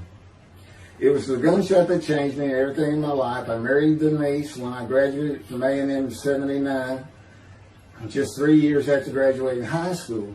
I went through in 3 straight years. Because I had those hours from the first summer, I just went ahead and went the next summer too. And I got out of, and the average for most A&M students is 5 years. But I went through in 3. And of course that meant I never dropped a class, which also meant I had a low GPA, grade point average. And I didn't realize how important that was for admission to law school. I was denied admissions from every school across the nation I thought I could get into. I do not know how my dad knew about South Texas College of Law in downtown Houston, but he made some inquiries and found out the dean was a graduate of Texas A&M. And we're known for helping each other. We set up an appointment with the dean. I told him of my rather intense home life and wayward ways, and that the A&M had given me a chance to prove myself as a capable student. You know, he hemmed and hawed, looked around the ceiling, and gave me the same opportunity A&M had. 4 summer classes, D average, no fails. I did it.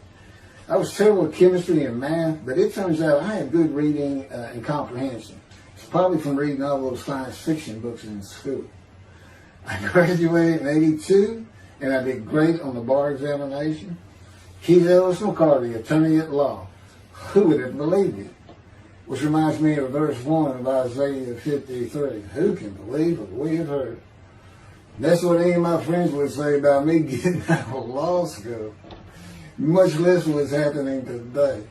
You go find somebody that knew me in high school, they say, who? Oh, that can't be true. Get out of here. I know him. Forget about it. Chapter 5. 27-year headache. I'm going to pick up with that on another video. And then that'll be it. Some general comments. 5 and 6. I'm not sure what 6 is. Yeah, 27-year headache. I'll go ahead and mention God in one of these accidents. And I won't say anything about the dog who took a hard left between my legs, just about severed my knee, my leg at the knee. I won't mention that. Or hitting the big Swede on the track. Unbeknownst to me, my arm just took off. I wouldn't have hit him with my right arm. The things he has shown me. And getting gut shot. Yeah, I think I would have figured out, you probably shouldn't be hanging out with this fellow anymore if you're going to be talking to his ex-girlfriend for another. Little things like that, he controls my perception. Little things like that in my life to make sure I am the man of Isaiah 53. If anybody thinks I'm going to back off saying that, they're wrong. I have been through too much. My whole life is dedicated to this time, the day of the Lord. As a matter of fact, what about my day? I said, what about my day? Well, he said, well, first of all, God's speaking with you and living with you. Most people say that's pretty good. I said, yeah. But anyway, here's something he's promised me that he lets me check out all the time. And I'm going to put on the screen.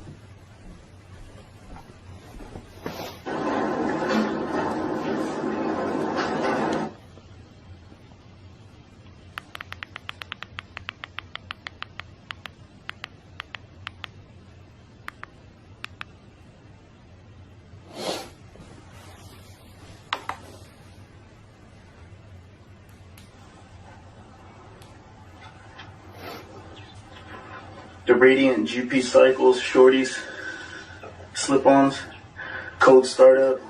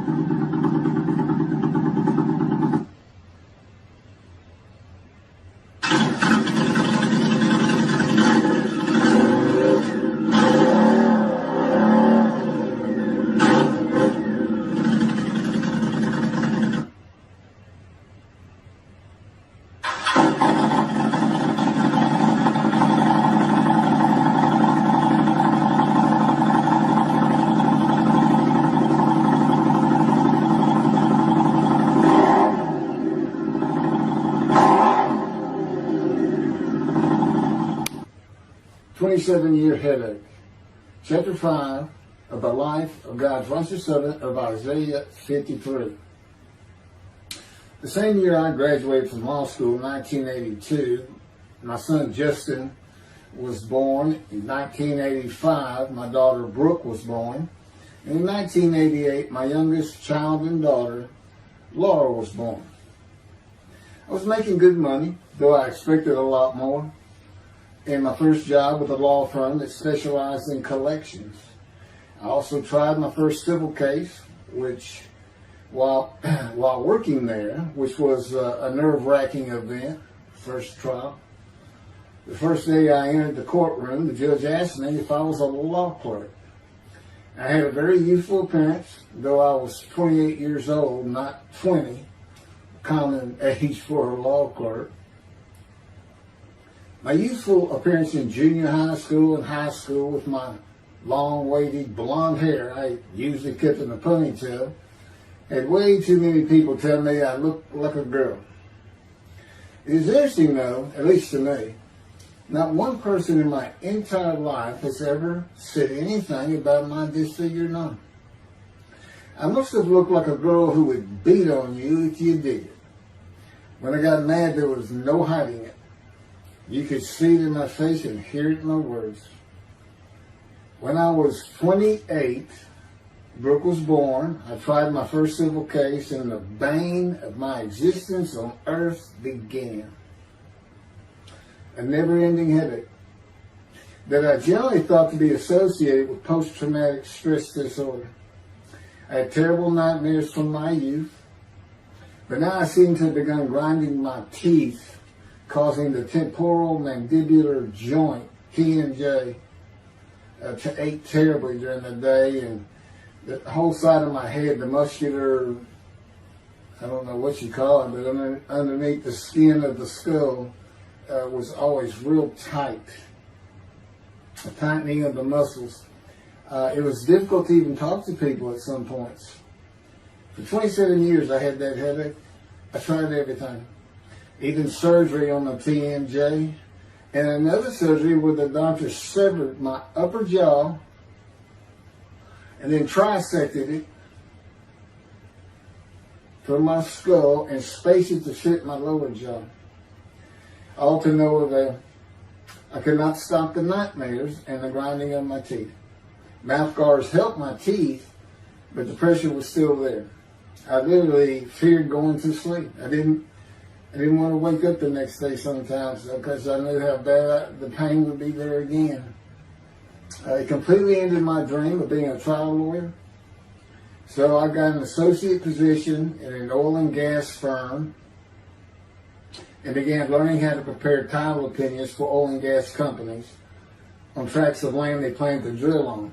Basically, a title opinion is you start from sovereignty, which is when the state granted the land to someone, usually great, large tracts of land, and from there you get parceled out and cut up, and I'd be chasing one small tract within a very large one almost 200 years ago in the early 1800s, and I would have to create genealogical charts of heirship, for people who died without a will.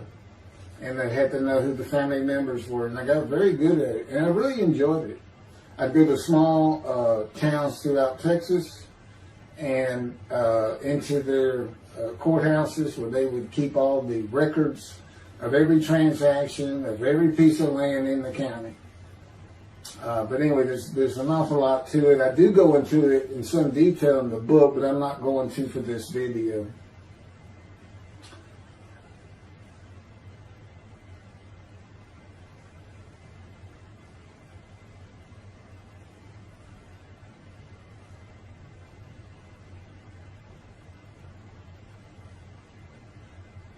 Eventually, I had my own firm. It's just me in my own office, and I was doing very well, though billing hours for title work is generally lower than other areas of the law, by the hour. But I had also been involved in multi-million-dollar sales of production between oil and gas companies, probated wills, prepared affidavits of heirship, worked with landmen to fix title defects, appellate work, including arguments before justices, plea bargaining in criminal cases for defendants, and anything else that came my way. Then it all stopped, and once again I was fighting for my life in 2001. This is chapter 6, skin, colon, and lung cancer. Oh, just, God would have me tell you, he gave me those headaches. When he came to me, I stopped having nightmares. He provides my dreams for me now, and often as a learning experience. But the grinding of the teeth, everything stopped, and I thought it was just because I wasn't having nightmares, and took away any symptoms of PTSD, for which I was receiving money from an insurance company for disability, partial disability, and that went on for about 7 years. Then one day we're out walking, year 7 of 13, and I had that headache. It just came. And I just stopped. And I said, "You got to be kidding. You did not give me those headaches." He said, "Yes, I did. It's necessary.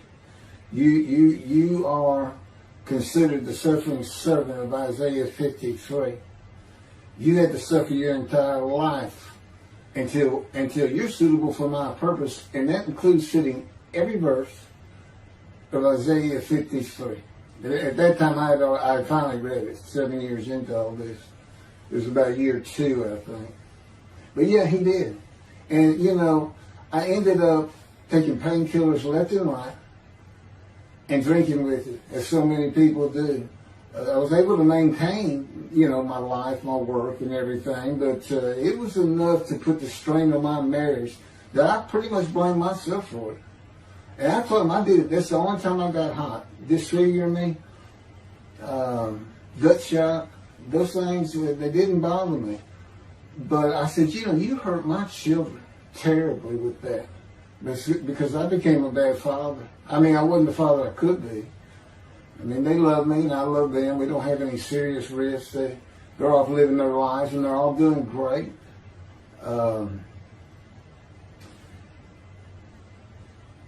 But if they consider themselves anything, they're Christians. And although I don't think any of them are overtly religious, or that they're in church every Sunday or anything like that, but you know, when I started going to the conservative synagogue here in town, and I told them I was converting to be Jewish, they're pretty much just that. Just saying I would be a Jew, I guess. I'm not sure that I didn't believe in Jesus.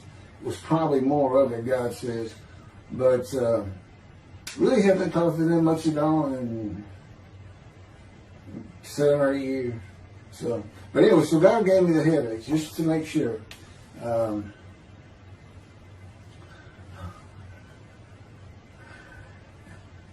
Anyway, I was married to Denise for 18 years, and we divorced in 1997 for irreconcilable differences.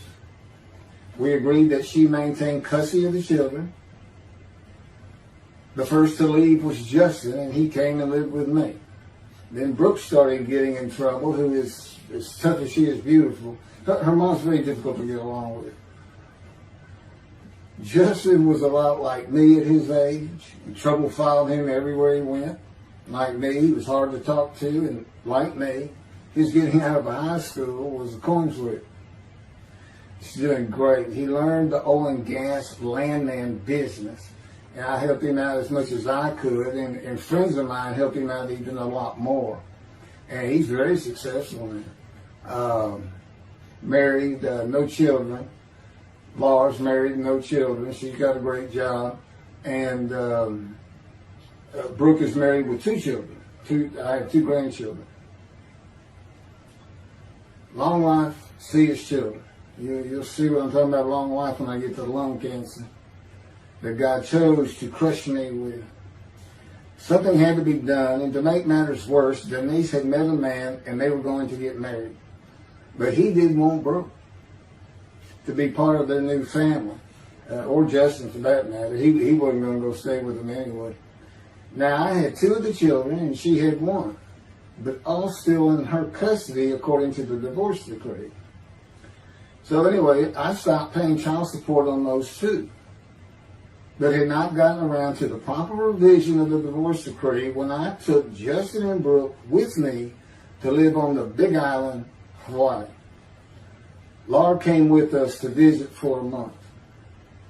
This oversight on my part resulted in Denise and now her 3rd husband filing papers in divorce court for past child support for all 3 children, for the time I had begun paying her 1/3 of the original amount. I represented myself. I had 1 contempt of court and was locked up for a day, but I never had to pay that money. By verbal agreement, I sent Laura back exactly 1 month later. I could not leave her out, and I wanted her to see where her brother and sister would be living. They were all so close and protective of each other, and still are to this day. And she was so sad.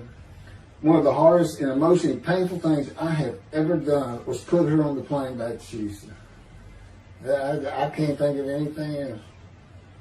The backdrop to moving to Hawaii was my firm was in dire need of new work. But the oil and gas industry was down. It's always up and down. And my clients were not drilling. A landman I knew called and said his sister in Hawaii, a brilliant eye doctor, but not a good businesswoman, needed help resolving creditor issues stemming from her new offices and equipment purchases. I told him it was a good time for me, as things were slow, and who's going to turn down a free expensive trip to the Big Island, Hawaii? So I went and took care of everything without charge, but of course everything was paid for. When I came back to live in Hawaii at the urging of the doctor that I had helped, who did not like the look of an abrasion on my chest, and it had been there for years, I was examined by a friend of hers, and it was cancer. I don't remember what the doctor called it. He removed it in surgery with a 6-inch diameter circular cut, and it was not malignant. I could practice in just about any area of the law, and all I had to do was pass the Hawaii bar exam, one of the toughest in the nation. While studying for the bar, my body, all at once, in a moment, told me something bad was wrong with me. I had been running, swimming, riding my bike everywhere I went, letting Justin have the car, and had been feeling good and strong. In a moment's time, I was weak and sick while grocery shopping, and there was a pain in my belly and my abdomen. I did not know it, but a large tumor in my colon had burst through my colon, and I was bleeding internally. I did not go to a doctor, which I guess is my nature. That, and I did not have medical insurance. Anyone asking for help, asking anyone for help unless things were at a critical stage, such as a bullet wound, was something I couldn't do. There's all kinds of personality disorders. I thought surely it would pass, and decided to just give it time and bear up to the abdominal and belly pain. I continued studying and took the Hawaii bar on Oahu and Honolulu in the summer of 2001. I had lived in pain for so many years from my headache, and passing the bar was so important, I just kept going day by day. Pain was getting worse, and but I kept exercising. It's the only time I didn't focus on the pain. I had always been a fast healer, and I thought in any day it would just go away. I finally could no longer take it. Brooke, it turns out, was in Houston visiting with her mom, and I left Justin at our little, we called it the little green shack. There wasn't much to it. We weren't there very often, really, except to sleep. And went to Houston to find a doctor for diagnosis, staying at my parents' townhome, which is where I'm at now. I had allowed my major medical insurance to lapse using premiums for child support when things had gotten lean. I just needed someone to tell me what was wrong. I would find a way to take care of whatever the diagnosis was. Early September, I was close to dying, lying on the floor of a dingy apartment of a friend who traveled for work. I could no longer get up to even try and get medical help. And I had not told anyone how bad it had become. Then the planes hit New York. Seeing how grief-stricken so many relatives were on the news, I began to think for the first time how awful my children would feel when they found out how and where I died all alone. So I asked my father, again, it's hard for me to ask people for things, for the money to pay for a colon examination that had been suggested by a doctor at one of those clinics you find in a strip mall, the only places I could afford. The doctor who performed the colonoscopy finally found what was making me so ill and unable to eat. A malignant tumor 6 to 8 inches long that had burst through my colon, and I was bleeding internally. You know, I come out of anesthesia, partial anesthesia, and he's holding this picture, and there's this great big purple blob, and he says, I couldn't get the scope past this. It's not a good way to wake up. To say it crushed me in my life is an understatement. The pain, the weight loss, inability to eat, all I could do was drink calorie drinks. Began about 4 months before the colon examination. That was 4 months of sheer pain. But as it turns out, I did pass the Hawaii bar exam. It was now early October 2001.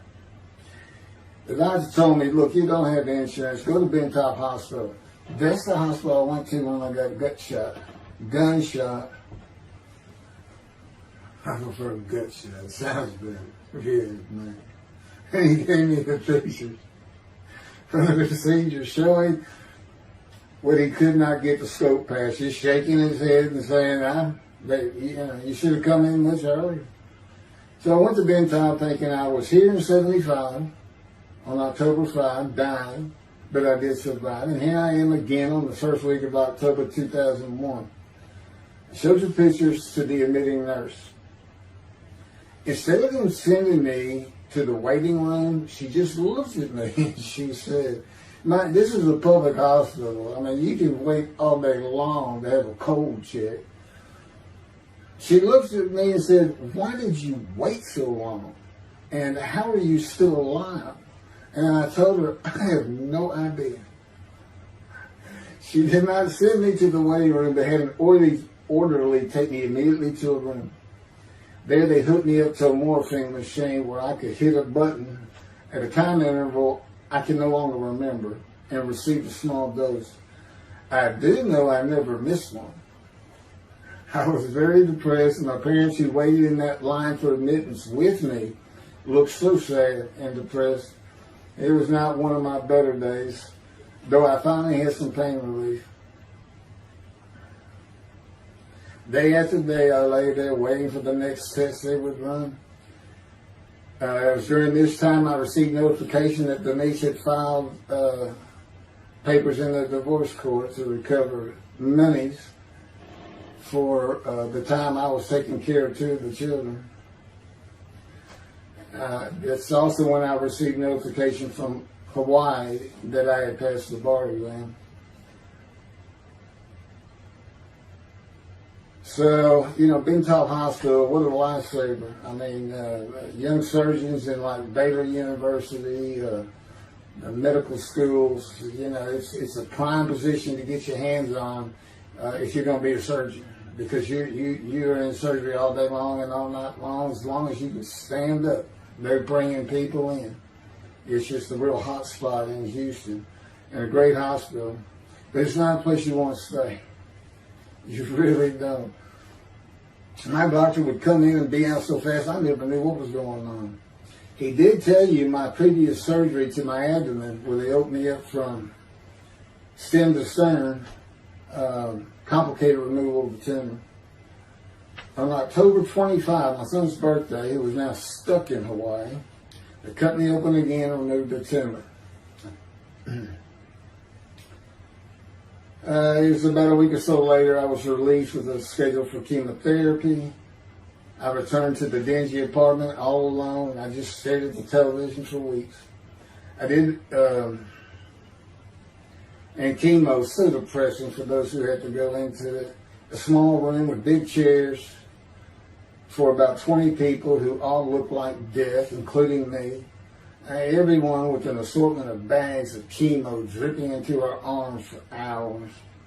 It took about 8 hours before I really got sick from it.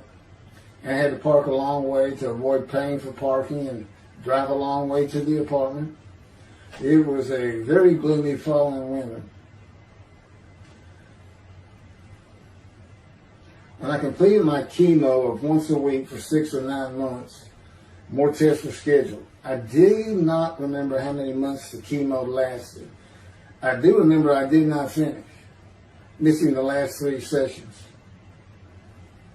At the end, I could not get out of the door without bursting into tears and just not go. It just wore me down to nothing. On the right side, it was my goal. I had my own apartment called the Loft. It was brand new and very nice on a bayou close to downtown Houston with a running trail alongside it and lots of woods near Memorial Park where I had been running a 3-mile circuit since high school.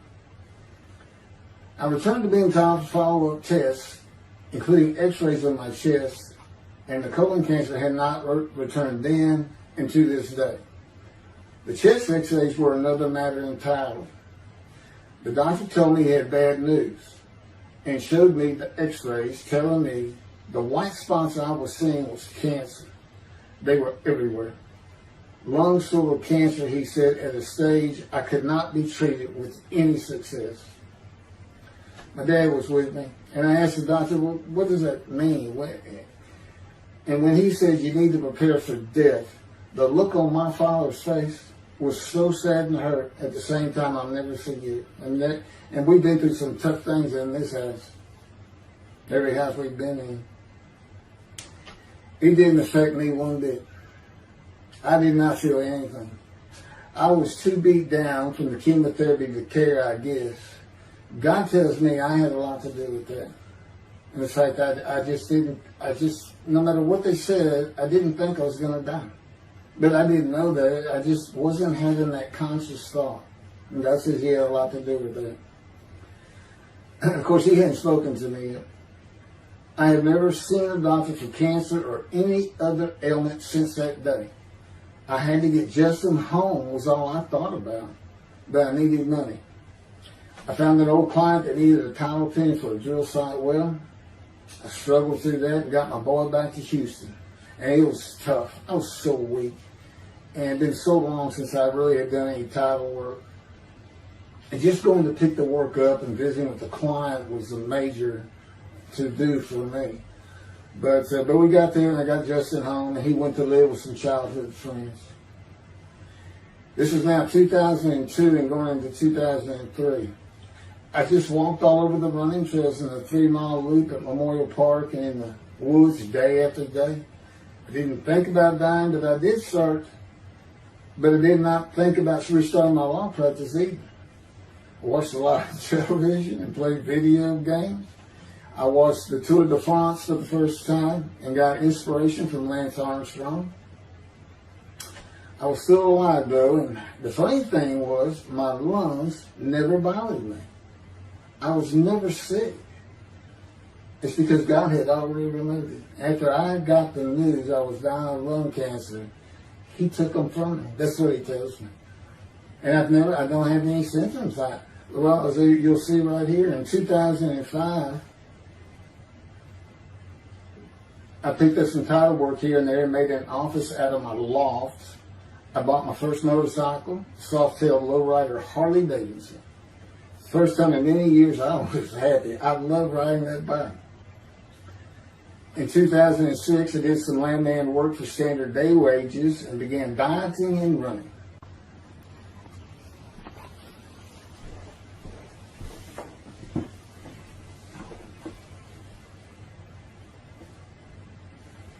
once again, my camera only goes for 29 minutes and 59 seconds, and I'm gonna back up just a little bit. In 2006, I did some land work for standard day wages and began dieting and running. I had never been a swimmer in terms of training for it. I love the water and swimming, but I never trained with laps of different paces and various distances. Mostly because I was so slow, because of my right arm.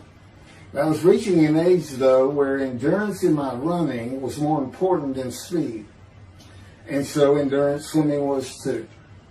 In Hawaii, I had seen the athletes come to Kailua Kona, where we live and where the Ironman triathlon begins and ends. Matter of fact, my little green shack was just right on the route where they start. That was a fun week, and it was amazing watching the athletes train and prepare for the race. I would think to myself, a human being, the human body cannot do what they are doing. Yet they were, and they did. It's just amazing.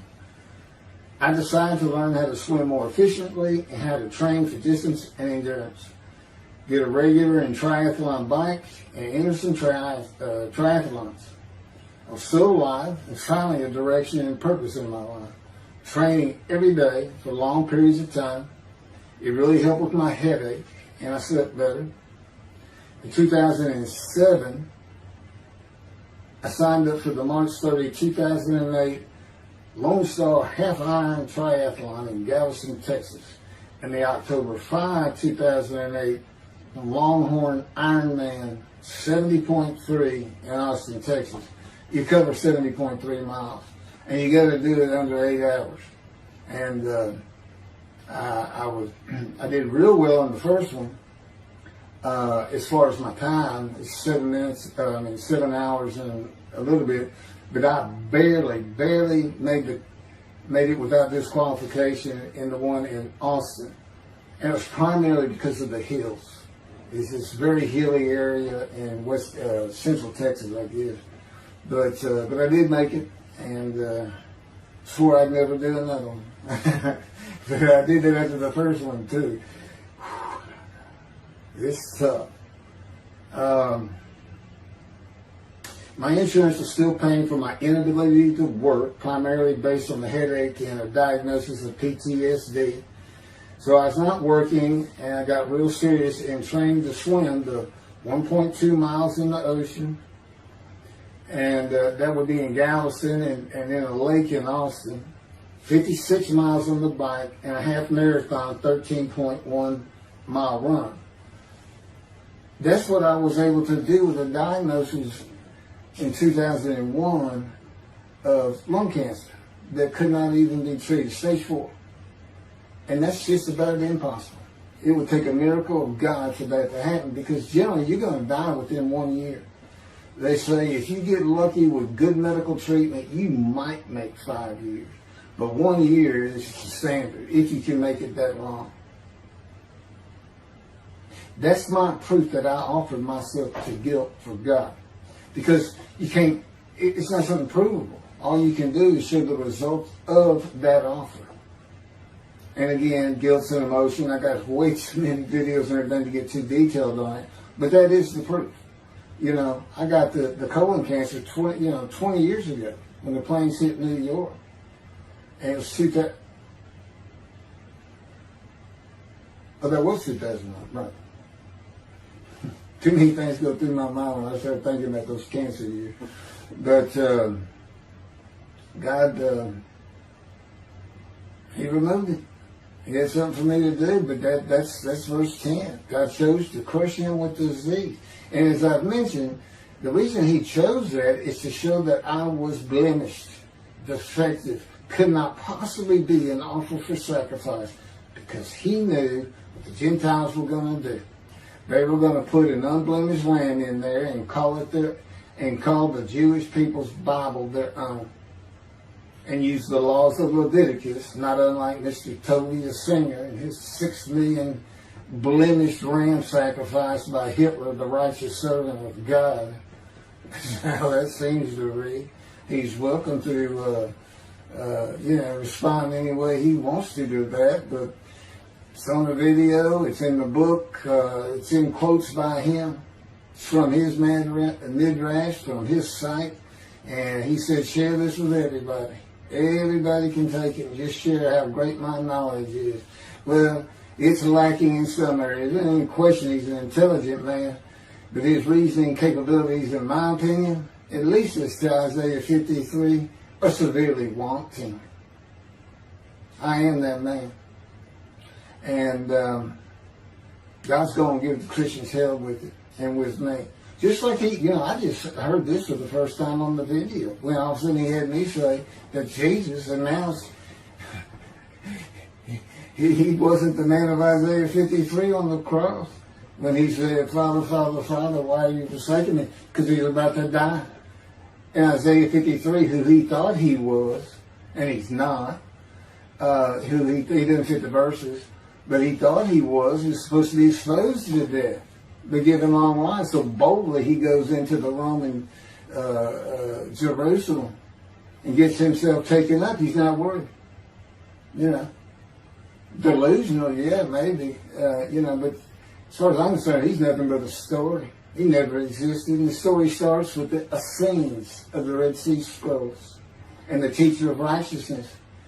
Real quick, I'll go over that. Here's the thing. Their founder is called the teacher of righteousness. Okay? They were great followers of Isaiah. They had the great scroll of Isaiah. They're prolific writers and copyists. They had their own gate at Jerusalem. The Essenes gate. Now, the New Testament never mentions them. You got Pharisees, Sadducees, Essenes, but they never mention an Essene. And Jesus, quite frankly, would have been one of them. Because they embody who he is. They didn't like riches, hated sinning. They didn't like material things. They removed themselves from Jerusalem, in the most part, to those caves by the Dead Sea for that very reason. But they did have a gate. They still had people who would be there, and you know what they would do at the gates? Tell stories. That's what you do. You tell stories, and it is a great story. Here's this guy, he's connected with God. Back then they believed men were gods. Caesar was a god. Over in Egypt you had the same thing going on. It's a common thought that men could be gods. And this story just springs up. And they didn't even question. They'd have gone and questioned him. I mean, they're sitting right front and center in Jerusalem. You think they didn't hear? This man walking on water, raising the dead, feeding 5,000 with 2 fish and 5 loaves, turning water to wine. That alone, Rome would have said, Caesar would have said, he does what? He turns water to wine. Bring him to me. Don't touch a hair on his head. You don't kill the man who turns water to wine. You send him out with your armies. Make your men happy. It's there's so many ridiculous aspects to it. Most particularly, God performed a human sacrifice for the sinning Gentiles. He's left the sinning Jews for the sinning Gentiles. But he gives them an out, these Gentiles, not his church. He gives them an out. I know, I'm going to kill my son for you. So that you'll be forgiven of violating my commandments and laws. If anybody knows God, and the Jews do, and I know him like nobody's business, that's not him. That's not him. I mean, he told the Jews, I'm never going to leave you, but I will punish you. Now that's him. That's him. And he'll put you to hell just to make you a better person, a better people. And he has no plans of changing that. He's not going to change the minds and the thinking of billions of people to make them love the Jew.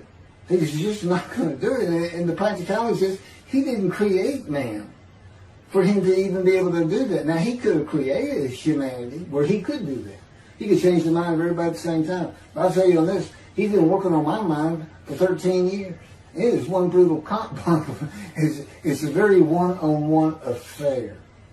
Now he says, I could just kill everybody. I mean, that's easy enough.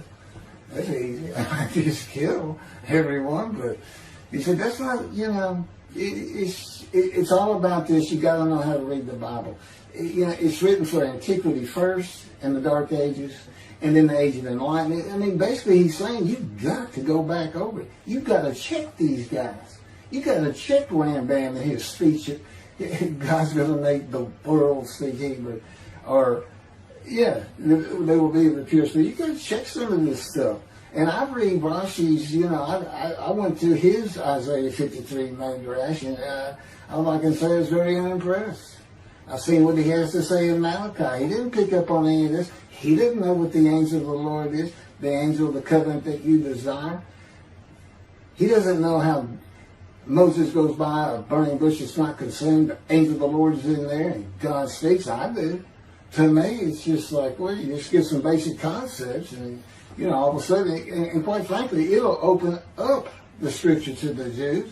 They can put the Talmud aside for a little while. But I will say this. God says, if you can study it, study it. There's all kinds of great things in it. Just be real careful about what you teach from it. And it's useful for heaven. If you like to talk about Talmud as a scholar with other Jews who may very well be in scroll of remembrance with you, you can meet up with them. You'll see them in the meeting places, have them over to your room. Y'all can watch the new earth being created and the new peoples of God chosen, and watch the evolution of the chosen people. And humanity, the same as this one. God says, why would I change it? Why would I change it? When I did it, it was perfect. And you can tell Mr. Singer that the evolution that he's talking about, where all of a sudden the world's going to love the Jews, been going on for over 3,000 years, and it hadn't even. And today, anti-Semitism's up, and David is here. It's not going to happen. Thank you very much. I will be doing. Was that 5 and 6?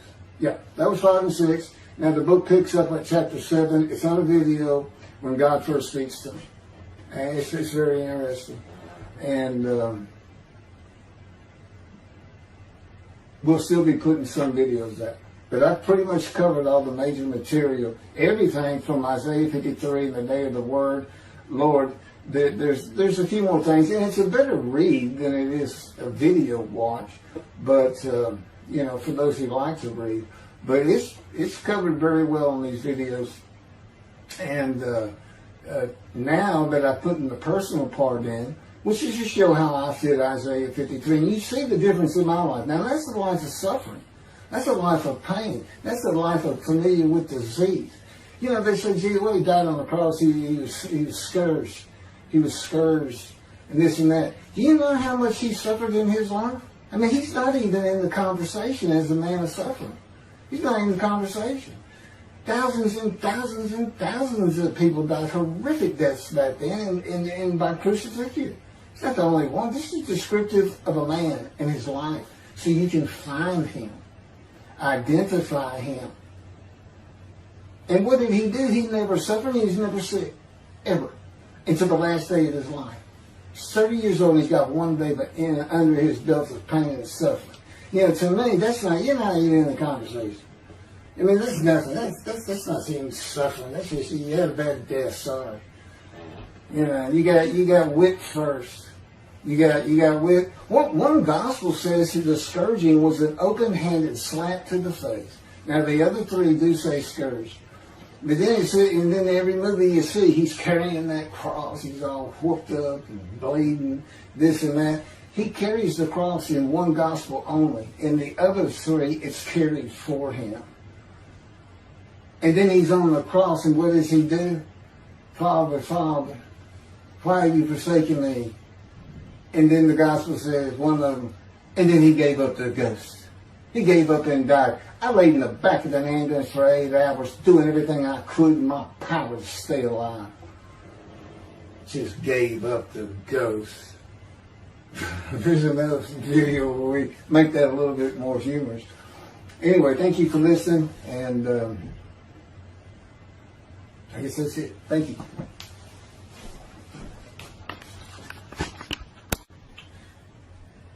This is a video that leads into a brand new very distinct, not heard from before, commentary on Isaiah 53, which begins actually in Isaiah 52, is comprised of 7 videos I have put together in the last month or so.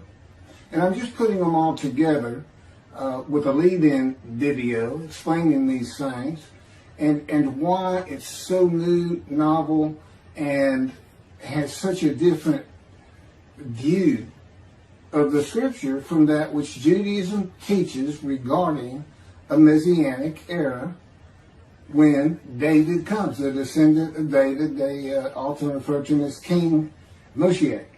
Moshiach means the anointed one. And you'll get the idea from the title of this video real quick. God speaks to an atheist. And it began like this. The doctors who gave me 1 month to live from lung cancer in 2002 that developed from my colon cancer metastasizing would have been surprised that I was still alive, to say the least. I had stopped thinking about the lung cancer years before. The white spots in the x-rays that filled my lungs, like the stars in the night, did not inhibit my breathing or slow me down in any way. At this point in time, I'm training for my first triathlon. And I didn't start small. I did a half Ironman.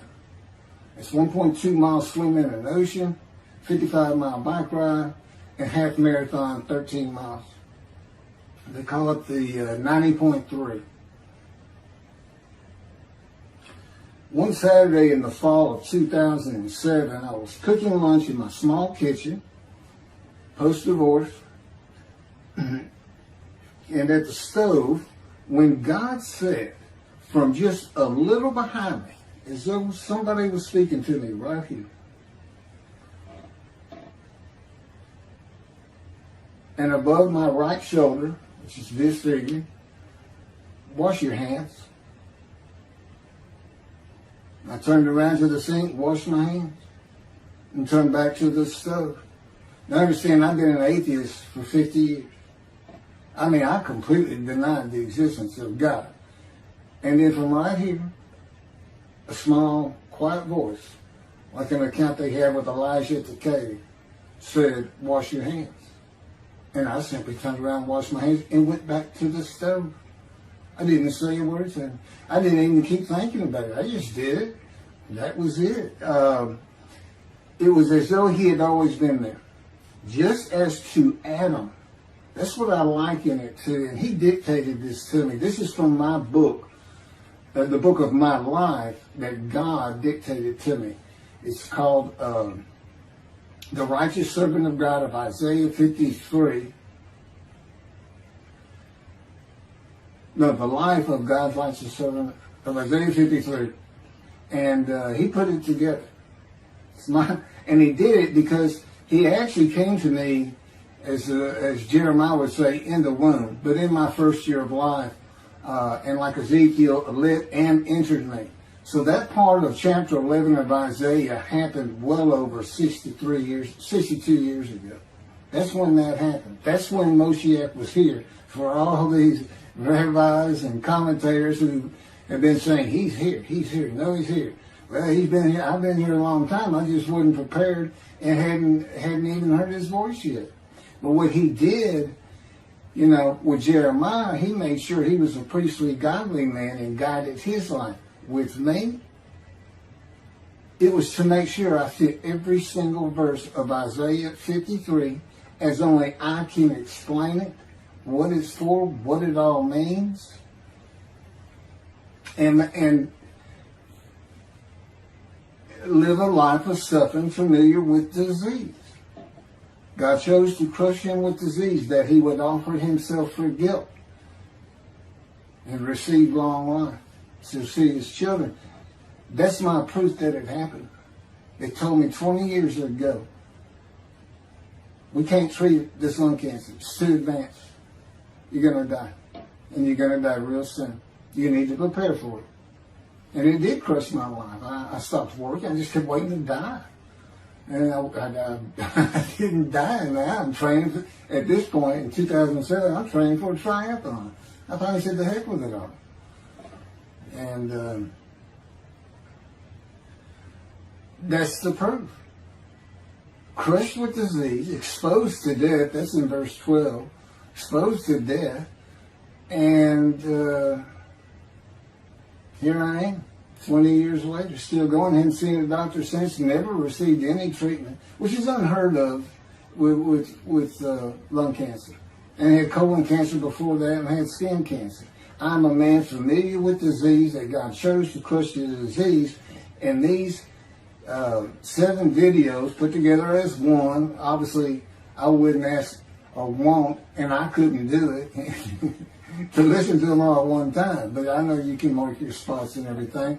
But it was spread out in 7 different videos, and I thought, well, the next video I'll do, I'll have a preamble to it and explain. This is not fooling around. Once you learn my version, which comes from God, of when Moshiach comes, the day of the Lord, which is left out of the Messianic era. But if you ignore me, God says, as my role as Elijah, God says, when he does return to his temple suddenly, it's going to be with, and it's not there, it's going to be with utter destruction to the land. Okay, all this is explained, so I'm not going to keep going in detail and carry on with God first speaking to me, but it was as what Adam would have felt like. This is natural. I mean, to him, having somebody speaking to him from above him, from up here, from within him, it's perfectly natural. And he wouldn't be falling down in reverence and I'm not worthy and all that. It would just be, this person's always talking to me and telling me what to do. The fact that he doesn't see him wouldn't probably enter into his mind. That's just the natural order of the world for Adam and me. Particularly today, 13 years later. Still in God's fire of refinement, preparing me. And now we have the books, they're unpublished. Jewish publisher, Christian publishers, I dare not even send it to them. Because how harsh I am on Jesus Christ, who said he was the man of Isaiah 53. And it's because of him I had to get crushed with cancer. That's what that's all about. God doesn't have to crush you to make you offer yourself for guilt. He just seized Ezekiel and put him through the fire of refinement, the anguish of it, and sent him off to be a prophet to the Assyrian, Babylonian exiles, of which he was one, actually. The book of Ezekiel is the key to Isaiah 53. That's my background. See, God, these videos, everything, the way where he put angel of his presence and Holy Spirit, that Judaism doesn't recognize. A host of the Lord's host. It's in the book of Joshua, one time. He did it so they wouldn't find it. He knew what this was going to be about. These are my proofs. This is what it's all about. He set it up for me to be this controversial. You just got to take the Messianic era of Judaism and toss it out the window. And you'll understand why, when God has me explain it to you, he controls everything I do, think, and say. Finishing preparing lunch and ready to watch a Texas A&M football game, I headed to the living room and God said, "Get a napkin." I turned back to the kitchen and got a paper towel, sitting on the couch from about the same place. Sitting on the couch with the television on and my plate in my lap, God said, "Get your TV tray." I got up, set my TV tray in front of me, and placed my plate on it, began eating and watching the game. That night, I was in bed reading a book. From the doorway, God said, "Tomorrow we're going to Bed Bath & Beyond, the store, to buy a shower curtain, sheets, pillowcases, and shop in general for things that you need." I said, "Okay." and continue reading my book. That's God spoke to an atheist. That's how it started. We call it the early years now. We talk about it. It was so different from the way things are, and all the same in the same breath. And I have since learned this: it was by His power upon my emotions and thoughts that His presence with me was though He had always been there. In other words, when you read in the Hebrew Bible, God calls somebody's name like little Samuel, and He says, "Here I am. Here I am." Now, there's some accounts of people falling to the ground, but He can put a silent knowing to you. He can put knowledge within you, your mind, where you never hear a word from Him. In other words, put into your mind the God of all creation is about to speak to you, and He doesn't have to say, "Stay calm." He controls emotions. He told me, "Keith, I created emotion. And there's nothing I can't do with yours, and believe me, it's been proven to me." I'm not going to get into all that. And then this story goes on. It turns out he had been like Jeremiah from the womb. Let me pass by that. I've never been affiliated with any church or synagogue. I've never had any teaching from yeshiva or seminary. Throughout my life, I did not. Let's put it this way. I was the actual opposite of Jesus Christ. Actual opposite. I'm a sinner. You know, I mean, He took me back. He said, "Look," you know, because I said, "Well, I wasn't that bad of a sinner, was I?" He said, "Really?" Here we go off in vision like the story of Scrooge and the Ghost of Christmas Past. I said, I started getting smart with him. This is us talking friend to friend. I can talk to him like he's just a buddy sometimes. There is a line I know not to cross. I said, "Why would you call that a sin? Why is that a sin?" He said, "Keith, it's a sin. You lied." I said, "Yeah, but if I didn't lie, I was going to jail." He said, "But that don't make it good." I said, "Well, which comes first? Going to saving yourself? Or lying? And so what? I didn't believe in you anyway. I wasn't worried about going to hell either. It's just, I didn't think about those things."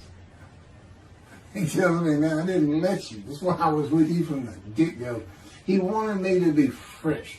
No preordained, settled in thoughts and beliefs on anything. And of course, I grew up in Texas for the most part, so it would have been Christianity. I didn't associate with anybody who was religious. I didn't even know what the term Jesus freak meant. I didn't even know that Jesus died for my sins, supposedly, in their theology. And I didn't know that there was a problem between Judaism and Christianity. Jews and Christians. I didn't know that. I had plenty of Jewish friends. You know, I was in the late 60s, 70s, my formative, going into my teen years, and, you know, he treated everybody as an equal. I never thought about it. Including African Americans, who in my day, we just said blacks. I guess that doesn't go anymore. But had great friends of all kinds. My best friend, I didn't even know he was Jewish until I saw him on Facebook 40 years later. But anyway, let me jump ahead. Okay, this is how God communicates with mankind. This is what the prophets are all about. It's not just Ezekiel, a spirit lit and entered into me. At that moment, God was speaking. And then he says, at that moment, a spirit entered into me, and then I could hear God's words. So he's saying, and that means God is in his spirits. And it's just imagine the presence of God is his mind, and it is composed of elements of the unseen realm that we can't understand. And spirit he created, and the angel of the Spirit, the Holy Spirit, he created. But that's completely different elements. His presence is different from God's presence. But they're like big clouds. And they can float together and be as one cloud. Okay, that cloud is what descends upon you. They are within me and without me. If you, this audience, was in a room with me, they would envelop you all around you. You'd be in the presence of God. The difference with me in that room is that that cloud engulfs me, flows through me. It's within and without me, as though there's no break because of my physical structure. My little spirit is a little cloud that also drifted in. That's what it is. And it happened with all the prophets. If they spoke God's words, he was talking to them. He was telling them, write this down. Write this down. All these 20 books or so, of the books of the prophets. Ezekiel, write this down. You got to set this up. Jeremiah, write this down. See, your time is coming. Well, that's the time in Malachi. It all comes together, and you'll find it in all these videos. So, and it doesn't just include Moses and the prophets. The man who wrestled with Jacob. Jacob says, I wrestled with a man in divine beings. Well, you know, Judaism doesn't acknowledge the Holy Spirit as the person, which is beyond belief, because there's so many references that this is clearly a person, the angel of his presence. But it's just God going to a man saying, hey, wake up, I'm the God of this land. See this man over here sleeping? His name's Jacob. He's got his head on a rock. Go jump on him, start wrestling. Don't worry about it. I'm gonna orchestrate the whole thing. You'll be fine.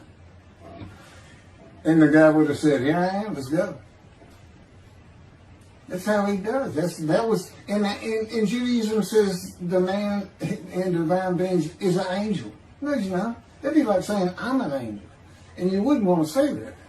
Well, you wouldn't want to say it to me before he came to me, because that made me mad.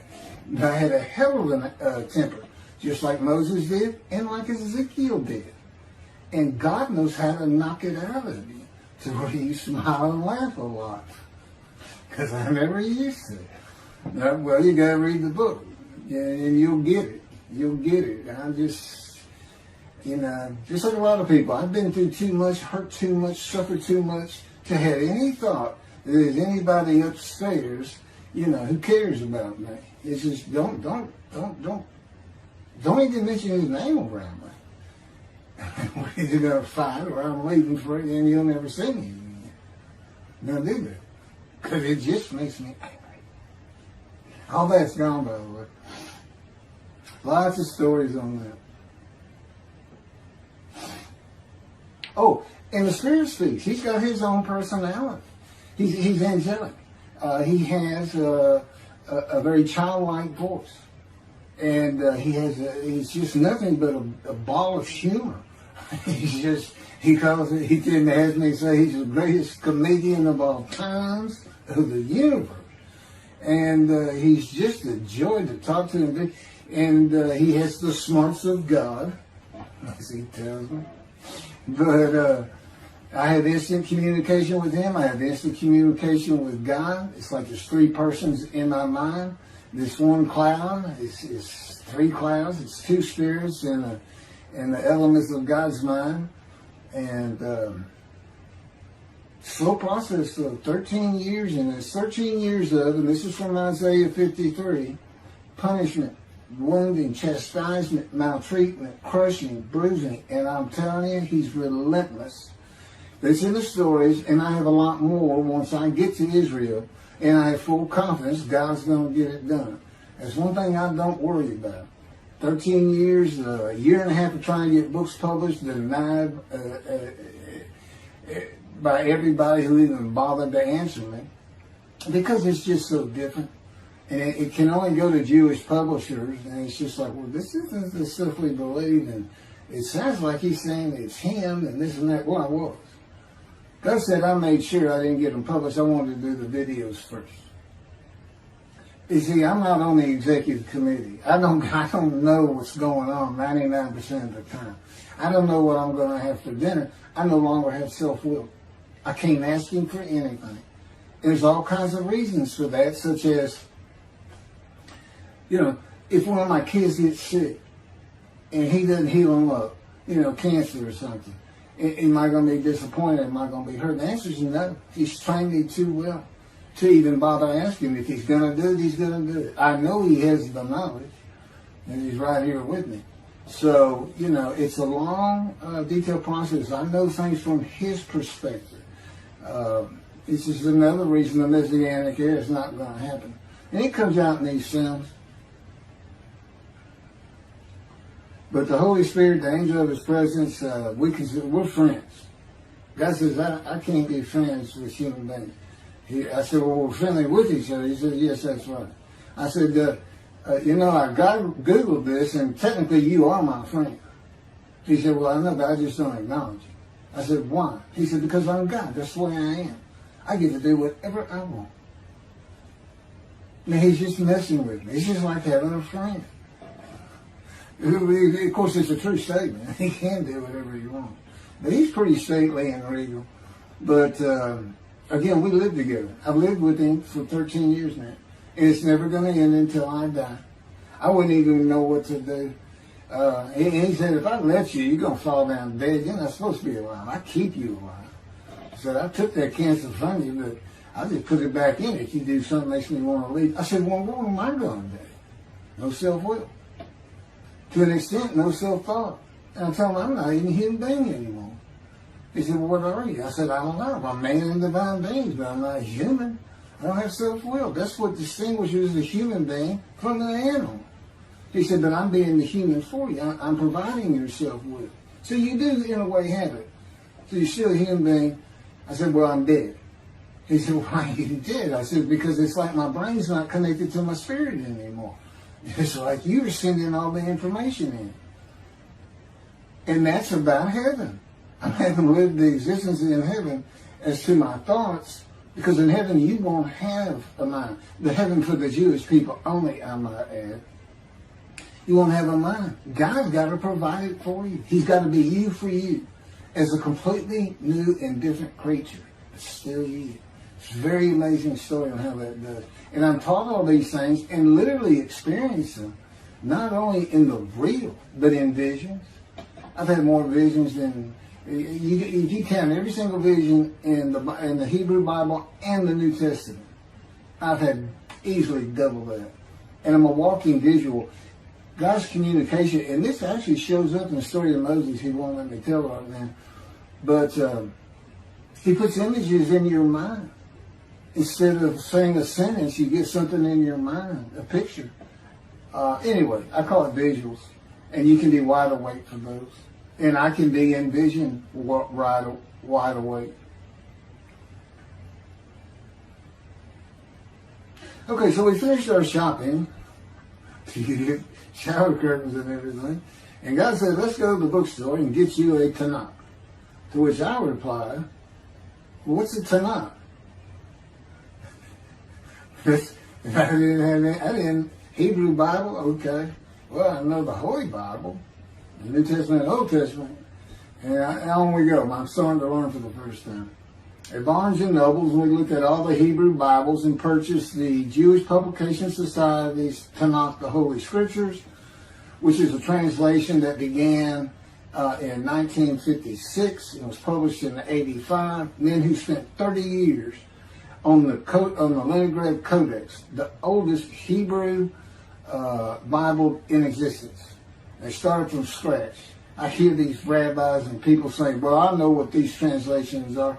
This and that and this. And God says, just go with the JPS. They hit it right just about every single time.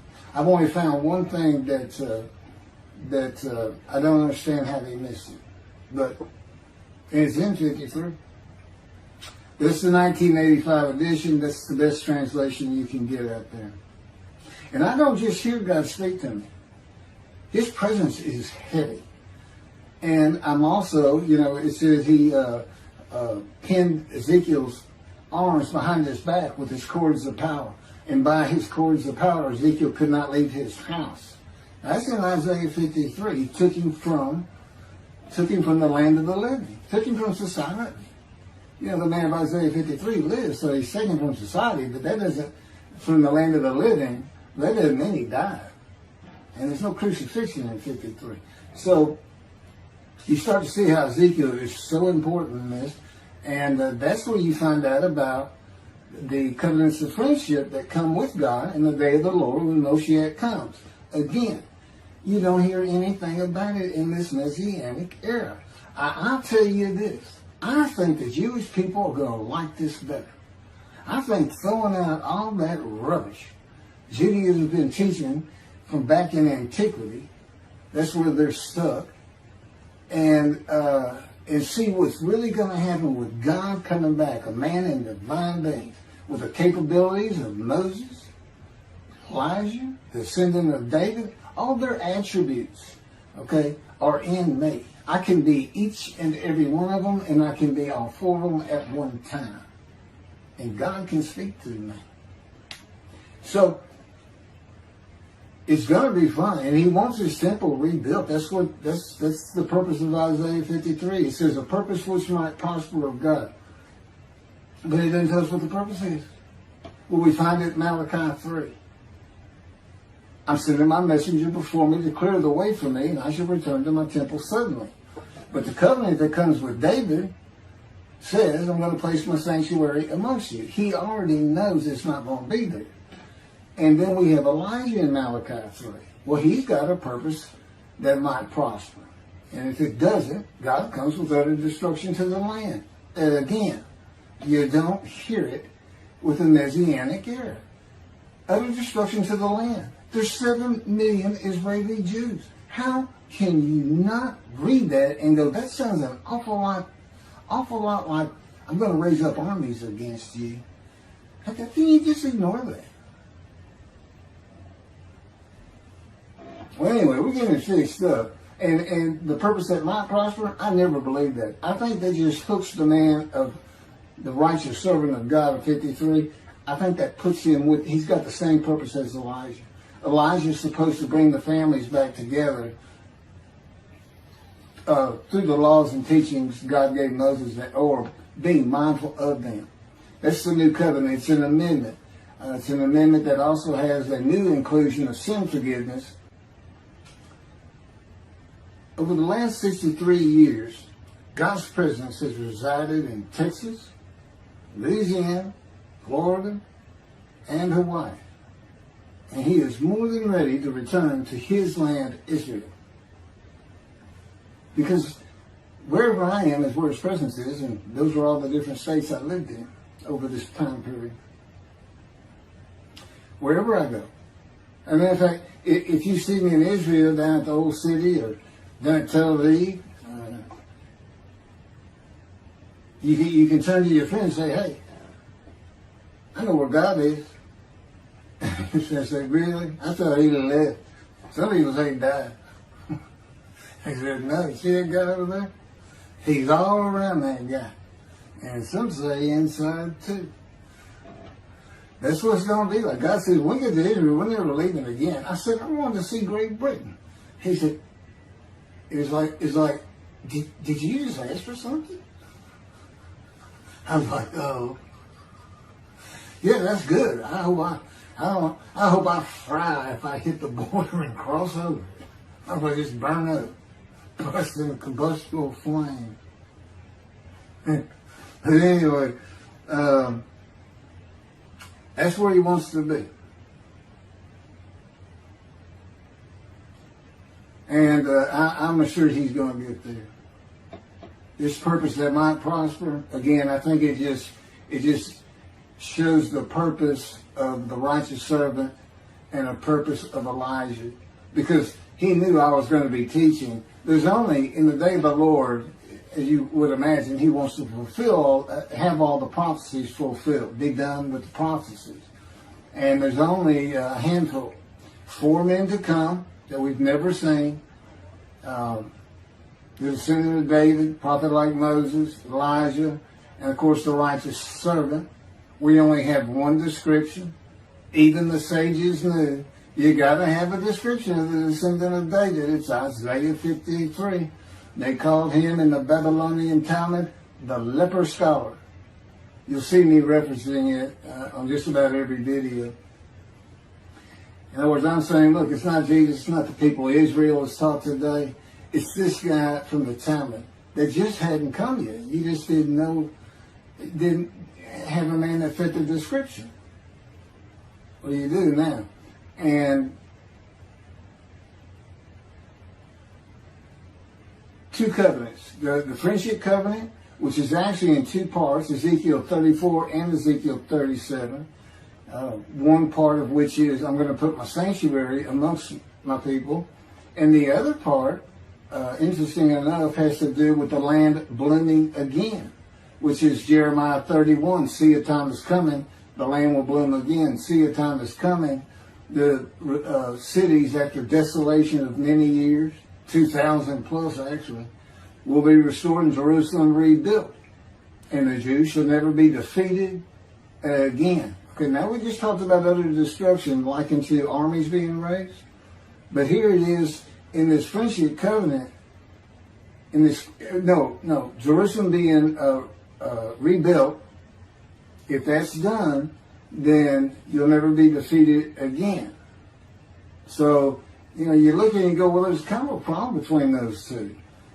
And what I think it means is he's going to get the temple built now that Jerusalem's been rebuilt and he's come.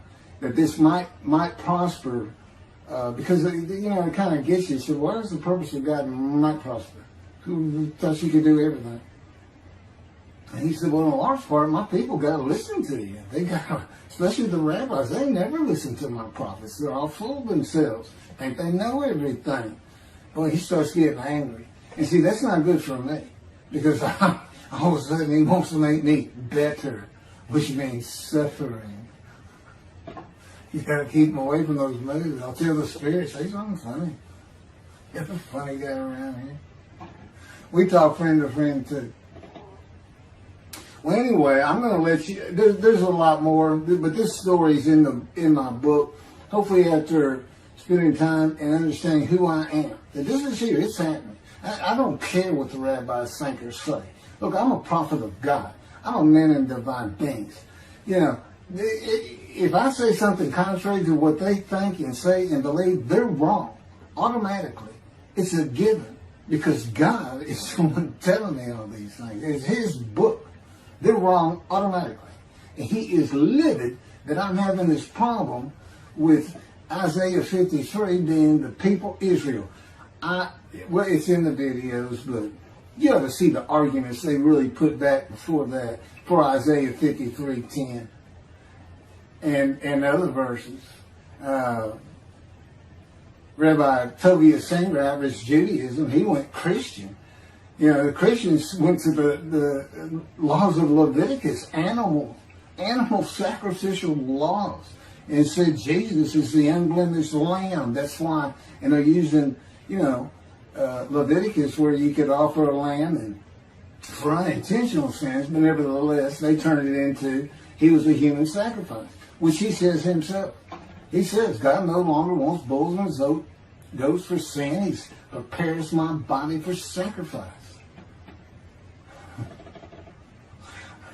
These human sacrifices, and God made the sacrifice to Gentiles so they didn't have to obey His commandments and laws. From an atheist who comes in with no religious background, I read that and I look up face to face with God wherever He is at the moment. And I say, you got to be kidding me. People believe this? He said about 2 billion right now. He said, I'm not going to bother trying to tell you how many there's been in 2,000 years. God made a human sacrifice to me so I can go to heaven and I can go kill somebody if I want to. I can go rustle. I can go beat my wife and my kids. I accept Jesus again. God was teaching me the New Testament, and this guy at one of these mega churches came up to me and says, if you do accept Jesus Christ, you're not just forgiven of all sins that you have committed. You're forgiven of every sin you're going to do in the future. I said, really? He said, yes, really. He said, Jesus knows you're going to do it, and He already forgave you. I said, what? Okay. So, if you're a Christian, you can just sin all the time, because Jesus knew you were going to do it. I hadn't actually heard that taught, but that's the effect of it. Okay. This year in Jerusalem.